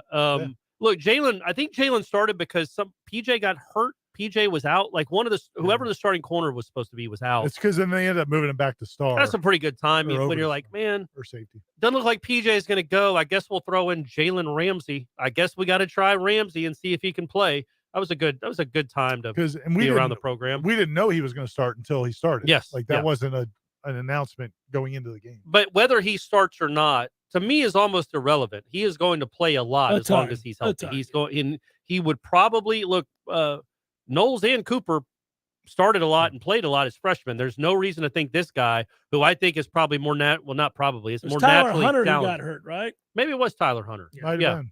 Tyler Hunter who got hurt. E. Regis dropped that in the chat too. So I think, by the way, that all that matters is that we are firmly establishing that dude is a player and is going to play, start or no start. He's going to play a ton. You can't keep him off the field. We all agree with that.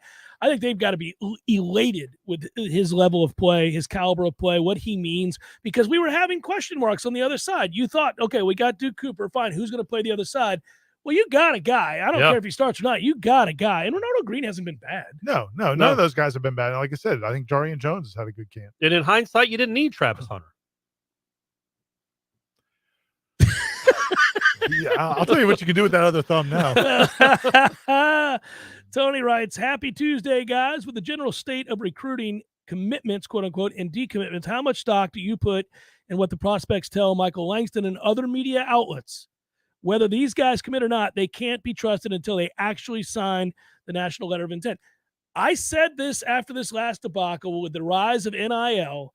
You really can't trust anything anybody says in recruiting. That's not a knock on any one person or site or other than the kids. And even that's not that big a knock on the kids. If I got a kid who's committed to Florida State and somebody wows me at the last second, wows my family and him with an offer that's absurd, like $2 million or something of the ilk, we're probably taking that money. It's life-changing money. And that's not to say everybody. There are certain players and certain families who will be like, that's not what we want because we don't want. We don't want to be at that school. Well, there may be like, I don't want to go to that school. You can't just buy me and make me go to that school. But I'm going to go where I want to go. But plenty will. And there's nothing wrong with it. Right. And that's, well, it's against the rules right now. Still. Who's enforcing those rules, man? Yeah. Who's enforcing those rules? That's the reality. But that doesn't mean I don't, again, I think some recruiting fans right now are saying, man, I just can't care. If a kid commits, nice, but I can't care. I'm not going to invest emotionally. I'm with them. Right. I agree with that sentiment. After what happened on National Signing Day. But it's not going to be the majority of players. I'm not saying it is. I'm just saying, especially if it's a high-profile difference maker, You're not going to trust it. You're building walls, man. Until the facts You got burned by the love of your life. It's tough. Yeah. It's just tough. And I'm not blaming anybody. I'm just saying that man, once that happened, you're kind of like, well, it's the dawn of a new era. Who knows anymore? I mean, and even if you get that guy, is he really going to be here very long? That's the other thing you don't know. You could have a guy win the Bolitnikoff Award. Yeah, out and then the go door across he goes. the country. Yeah, it doesn't take long. So it's hard to put stock in people anymore. Brad writes, if there had been blank uniforms on our 2020, 2021, and now 2022 teams in practice games, and you had no clue what program you were watching, what tier program would you compare us to the last two seasons versus what you see so far this year? That's a great question. Well, look, the second half of last season, they were a decent Power 5 football team. I think I can say that. They went 5-3, almost won 2 of those other 3 games. They were decent. The year before was an absolute abject horror show. And I would have said that would have been a pretty good, a pretty good FCS team, 2020. Especially when Marvin Wilson's not playing, Corey Durden's not playing. When a few of those guys stop playing. Yeah. Then you're like, okay, this isn't relatable to Power 5 football. But now they're in a spot now where they're they got depth, man, and they got numbers, and they're decent. I think they're still decent. They're a decent Power 5 football team. Just to give an example, there's 2 positions I'd point out on offense. I mean, obviously, in the offensive line's a given. It's completely different than what it was 2 years ago, or last year, or 3 years ago, or 4 years ago. But when you talk about, or 5 years ago, I was thinking about this yesterday at practice, watching Trey Benson run by us at one point during practice. Warp speed.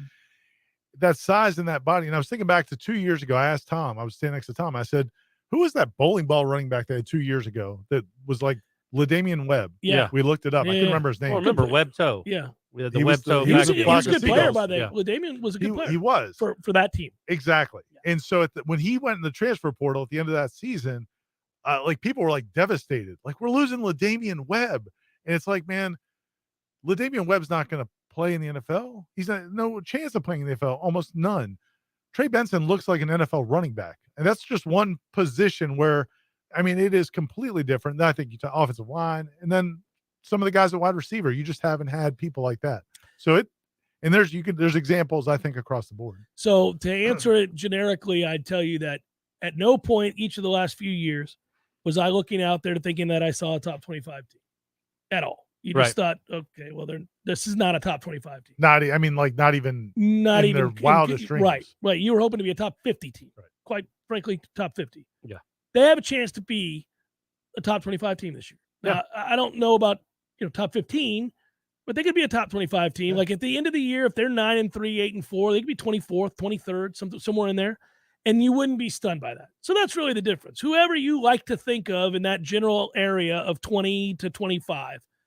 For years, I would always look at somebody like Wisconsin in that realm and say, overhyped to start the year, usually lose 3 or 4 games, but they're formidable, so they're a top 25 team. I used to look at Texas A&M that way. I used to always say, stop projecting Texas. Still get rid of the used to. Yeah, I was going to say, you should still look at Texas A&M that way. Yeah, but they're stockpiling talent there these days. They might accidentally finish in the top 10 at some point. I'm going to enjoy this year because I don't know it's going to be this year. I won't watch it. Man, I would say this. Can we just take a right turn for half a second? If it's not this year, that would be 5 years? Yeah. 5 or 6 years? But what he's got coming is going to be a problem. God, dog, how many years you get?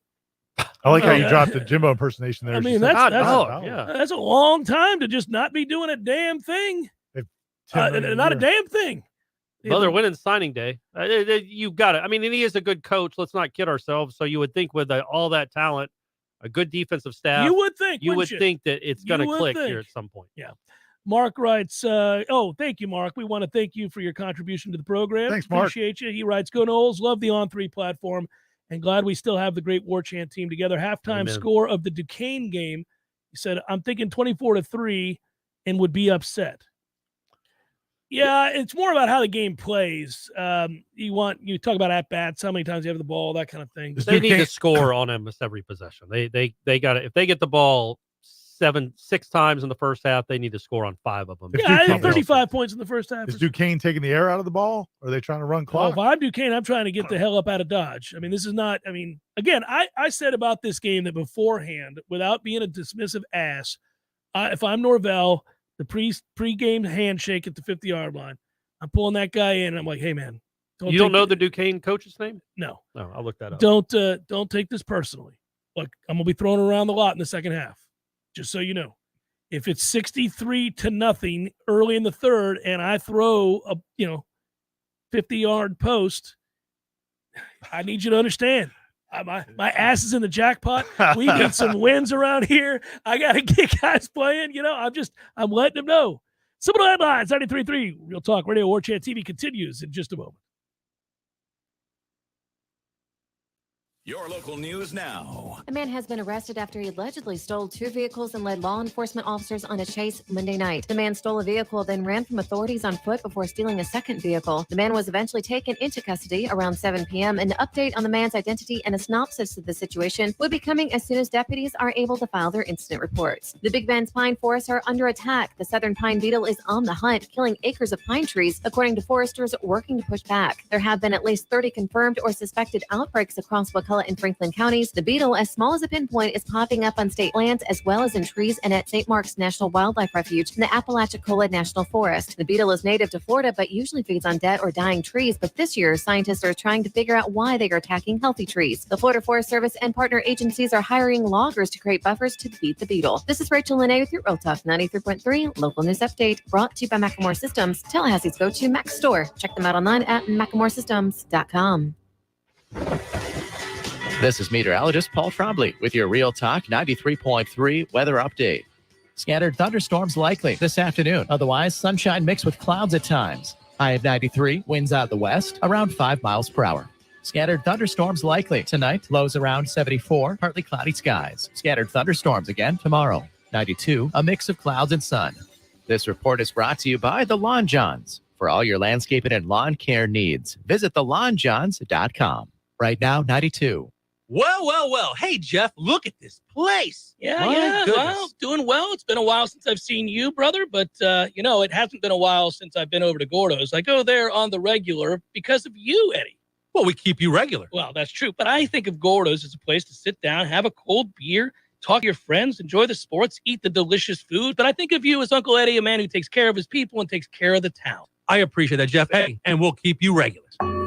Gordo's, bringing the flavor and flair of Cuban food to Tallahassee since 1996. Life is stressful. Dinner shouldn't be. That motto is why Register Sausage has been doing business in the Florida Panhandle and Lower Alabama for over 75 years. A proud sponsor of Seminole Headlines, Register Sausage always provides the best Southern smoked sausage to over 140 grocery stores and restaurants throughout the Southeast. Headliners have discovered the Register's difference. You can too. To find a store that carries Registers near you or to buy directly, head to registermeats.com. That's registermeats.com. Register Sausage. Yay, sausage! Here's what you missed on the Greg Tish Show. Chattanooga, Tennessee. Pastor Tabner was alone with a female church employee. She in a towel and he in his boxers. The charismatic 41-year-old Hurley explained the two of them had been making chili and gotten food on the place. With the hot dogs that they were making, we are hoping that the pastor used the right condiments. Think? There was at least one hot dog involved. I don't know what you're talking about. We were just making chili dogs. The Greg Tish Show, Monday through Friday, 6 to 9 a.m., only on Real Talk 93.3. Seminole Headlines returns now. Head to YouTube and search for Warchant TV today to catch the show live or on demand. Now, here's Jeff Cameron, Ira Schofel, and Corey Clark. So, it's not a Buick commercial. It is the C-Class series. We looked it up during the break. I'll at the end of the show, we'll have this name. Hey, are you getting Twitter questions too? I'm getting them both. See a lot of paper. I'm back in. That's the Facebook. Yeah, got them both, buddy. I'm going back and forth. It's Jerry Schmidt, by the way, is the Duquesne head coach. He's been there since 2005 and a Pittsburgh native. So this means something to him. And he's been around for ass beatings. Yeah, well, they were 7-4 last year. Well, listen, that's against Sacred Heart and the like. Right. And they do play Sacred Heart this year. I looked up the schedule. This is a little bit out of their league. Sure. It needs to be. I was at Duquesne. I was at Duquesne not this summer, but the last summer. I went to the campus. What a great story. That's the most random. It's in Pittsburgh. It's in the heart of Pittsburgh, and there I was. I went to a Pirates game with my kids and my wife, and then after that, we went by Heinz Field. The next day, we were walking around. I looked over and I saw this football stadium, very small, little quaint stadium, and I was like, "What?" We were standing on a bridge. I said, "What is that? Where is that? Who is that?" And then one of the locals said, "That's Duquesne," and I was like, Duquesne, we're playing Duquesne. And then I walked. You should have gone over and talked some trash. Yeah, you don't want none of this. We ought not be playing Duquesne, is what I would say. Well, it's really kind of need a shame. A W. All right, so Ira, for you, here you go, buddy. A little Twitter question for you, and it reads: are you all ready for some winning football? Well, I guess just stop there and not read the rest, because I think the answer to that is a resounding yes. Ready. And then he goes on to say, and by that I mean the soccer program. Their first game is on the 18th. So we're not. They kept most of the players, right? A lot of them. Yeah, they kept most of them. What two former FSU players do you think would give us the best, honest/funny content while doing radio play-by-play? Oh, by the way, PT Willis was out at practice yesterday. On Monday. I haven't seen PT in a long time. He caught an AJ Duffy pass. There actually, you go. He ended up catching 2 passes. Was always a good sign. He wasn't running routes either, but it's fine. They were throwaways. Had to get rid of the ball. Ooh, that's a good one. Darnell Dockett would have been a good one. Oh, buddy. Talk about on funny. The radio. Yeah, no, somebody would get fined and there'd be a problem, but he wasn't afraid to say what was on his mind. You guys know me. Terrence Brooks, I think, would be awesome at it. I think he'd be plus he plays safety. He sees the field, sees the whole field. The good news is we have one in Dominic Robinson who will be here with us, warchant.com, for in-game commentary during the season. So there's that right off the bat. And then from there, I don't know, you just got to grab one other guy. Yeah. Bud Thacker? No. Okay. Is he still lifting weights? He came back several years later and had slimmed down considerably. Chase writes, W's and L's never go how we predict they would. What are the 1 or 2 most likely upsets paired with the 1 or 2 head-scratching losses that you guys see to get us to 8 wins? Head-scratching losses. You want to start there? These are all Twitter questions. Would Georgia Tech be the only one that would be a head-scratcher? That wouldn't be head-scratching. That's a fireable offense. That would be problems. Okay, yeah. Real problems. A head-scratcher to me is like, man, you thought they were going to beat that. But we don't know that. What if Georgia Tech is a 6-6 team this year? Man. Hey, I'm just saying it could happen. I Georgia dare I Tech's not say good, Georgia no. Tech might be a problem. No, But don't you dare. But I, look, man, that's the thing. They'll probably be favored by 11 or so against Georgia Tech, but that wouldn't be out of none of these other ones would be head scratchers. I'm going to give Syracuse, give you a head scratching loss. Syracuse on the road. That's at Syracuse. I don't. You're It's at Syracuse. Don't do that. It's at Syracuse. Yeah, that place. We're talking about a program that doesn't necessarily what a perform hellish all that well existence to go on the into road. Syracuse. This team hasn't earned the benefit of the doubt to be No, able to but play you're well on the saying road. it like that because it's at Syracuse. That's why. No, that's why I'm saying it wouldn't be a head scratcher. They lost this program lost the road game. Wow, what happened there? We start scratching our heads. Syracuse would be a head scratcher. They suck. That team's terrible. Georgia Tech would be the bigger head scratcher. Of course, that's a home game. That's not a head scratcher. That's a downright. Maybe we should think about firing. Maybe these guys. I don't know the definition of head scratcher. Then I thought that would be like a confounding. Curious loss. No, I think a that Georgia Tech surprising would be loss. curious. A loss. No, that would be a massive loss. That's a over the top. Are you kidding me? They just lost that game. I'll go ahead and say it. I thought Jacksonville State was a head scratcher. It was a bit of a head scratcher. Head scratcher, ball scratcher. It was a throw the remote across the room scratcher. That wasn't I mean, come on, man. There are cataclysmic upsets, devastating losses, and then there are head scratchers. Like, well, it happens. Yeah. Well, that's you why wouldn't I go, thought Georgia yeah, Tech, no, it I happens. thought Georgia Tech would fall no. in that category. No, you're wrong. Louisiana, too. Those are head scratchers. If they lose, I'm telling you, boy, Corey, you're just trying to get the staff fired. Put those papers down. Just scratching heads. I did 3 straight Twitter questions. You've done one question this whole segment. 3. How long is it going to take you guys to learn how to pronounce andouille? Did he You give just the mispronounced pronunciation? it. He wrote andouille. Andouille? Yeah. It's andouille.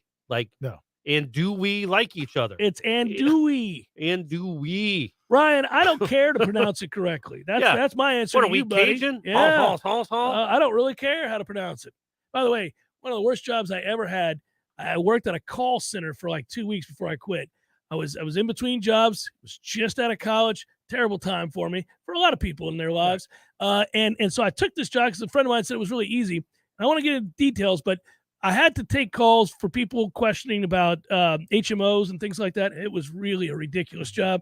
But they had a lady who would answer for the Cajuns that would call in. Really? Yes, because they were, they want to make sure they hit.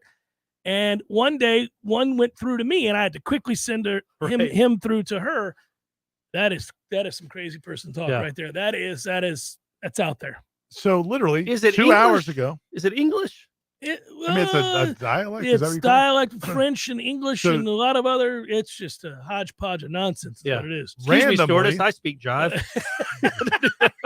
Randomly, 2 hours ago at practice, Gene Deckerhoff, there was the a legend. No, Gene Deckerhoff was at practice Gene, though, and we were talking, and he mentioned we were talking about LSU, and he mentioned driving through Lafayette, Louisiana, 30 years ago, and he started talking about the way the Cajuns talk, and how he couldn't understand anything. Well, I mean, how random is that? That is would random. come up? It's come up twice. That's what andouille does. That's what Registers does for. And getting LSU on the schedule. If ESPN refuses to increase the ACC payout to a competitive level in 2 to 3 years with the SEC and Big Ten after 10 to 12 years, will the Illinois, Purdue, Mississippi State, Missouri football head coaching jobs be better than that of FSU's? No, I mean, you might be able to get paid more, but your chances of winning football games and winning championships, absolutely not.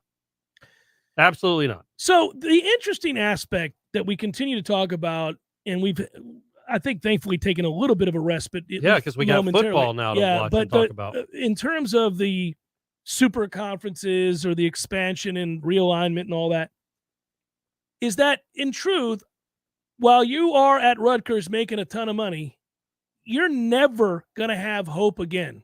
Not that they ever had a lot of hope. No. They had the little window there, right? You had the one little run. But it's like those schools now are just going to be paid handsomely to take ass beatings on a weekly basis. So if you think about their alumni base, what fun is it to go back to town, go back to school, and go to a game? Yeah, like, well, why would you ever? And Rutgers has always sucked. Like, what about Missouri? Well, but I'm saying most of these schools, Missouri's had a cup of coffee with being good. The first year in the SEC, right? in the But Atlantic, now they got zero chance. Texas and Oklahoma are in it, right? So they got no chance to ever be relevant. Well, and Vanderbilt will have no chance to ever be. And those fans relevant. don't get any of that money. No, and so there are a lot of teams that will be like that. Yes, that get in where you most. And this is where Florida State fans get so worried, rightfully so, that if we're in purgatory for prolonged periods of time and we're unable to compete and the seasons don't get appreciably better than they've been, do you get to a place that when you finally get the invite to welcome to the big boy club that you're so far removed from mattering and you're playing catch up that you're just one of those teams steady taking ass kickings on a Saturday? Because this fan base won't handle that. I don't buy that just because, again, the talent base. I just think where you are, once you get to that point, when you're back at the table, I think you can turn it around pretty quickly. Yeah, because of where your history, your stadium, your fan base, but more, it's just such a fertile recruiting ground. That's why Nebraska is always, in my opinion, going to struggle. They're Nebraska. Florida State is in Florida, so that's a big plus. Have any of you pondered that from a big picture perspective, we are currently in a transitional period in college football, pre-NIL, NIL, transfer portal, and the super conferences, where all of this gets regulated? I feel this period will be a few years before the final seismic shifts. Yeah, Sean, I have thought of that, that we are watching something right now, a bit of a wild, wild west, as everybody's described it, rightfully so. I do think that something will come down the pike to get a handle on at least rules that are unilaterally imposed. I mean, at some point, you do have differing rules in different states, even governing the NIL, which is nuts. Yeah. No, I do think there's going to be some sort of reining things in one way or another. The big question is going to be eventually, do they go to, there is a movement to, having athletes be employees. And that's going to be a bridge too far for a lot of schools. And that may end up determining who is in the haves and have-nots, because a lot of schools they're not going to want to be in that. And they're just going to decide. I think Wake Forest is probably an example. I think there's a lot of schools that are just going to say, you know what, you guys do that, we're going to go back to playing football the way we used to. Well, there's a real hope that in the ACC, there's enough teams who already feel that way, and then they'll just let us walk. Right. That Clemson and Florida State and Miami, who've never been welcomed in this conference, would be told, you guys go ahead on. We don't want to be part of this. We're Virginia. We love it. We compete at a high level. We think very highly of ourselves, but we're also about higher education, and we just do not think this is anything we want to be a part of. If enough schools in the ACC wanted to get back to their basketball roots, maybe you get lucky. Yeah, that'd be nice. Wouldn't it be? Yeah. In fact, I would strongly encourage you. Wouldn't argue with them. No, yeah. I agree with you guys. It's time for us to let us ride. Top 3 offensive linemen besides Gibbons. No order and disregard position. Robert Scott. I don't know if I agree with that. Robert Scott. I would say Emmanuel. Well, you feel that strongly about him already, huh? Yep. And yeah. I mean, there's just a lot of. That's what that sounds like. Oh God, you can't even pick 3. No, it's just there's a lot of. There's a lot of people right there that's very clumped together with pretty okay offensive linemen. That's a tough call because they're competing every day, and I think it's going to be very, very interesting. Maurice Smith has put on some weight. I don't know if he's where he needs to be. He and Caden Lyles are competing. I love Estes and where I think his path is leading, where he's going to be, but I couldn't put him there now. It's tough. I think Robert Scott's a guy that I need to see continue to get a lot better. He's going to start, but I don't love him as a player. I think he's okay. I need to see you get a lot better. How about that? And I don't love you as a host. But there's a lot of guys in that mix. I mean, there's Turrentine, Jasmine Turrentine, Emmanuel, all those transfers. Well, Bless Harris could be in there. Bless Harris, yeah. And then you've got just kind of the other guys who have gotten older now. Turrentine. It's a one last. No. Okay. Don't do it. That just came to me, man. It's not closing time. Doesn't even sound close to it. It did. But we are saying goodbye. All right. That's why I said. That's why I started singing it. I got it. Take us out with the closing time. Turrentine. Oh. One. That's what I do. That's how this works. For Corey Clark and Ira Chaffel, I'm Jeff Cameron. Thanks so much. Thank you, Director Matthew. Goodbye, everybody. Peace. We'll talk to you soon.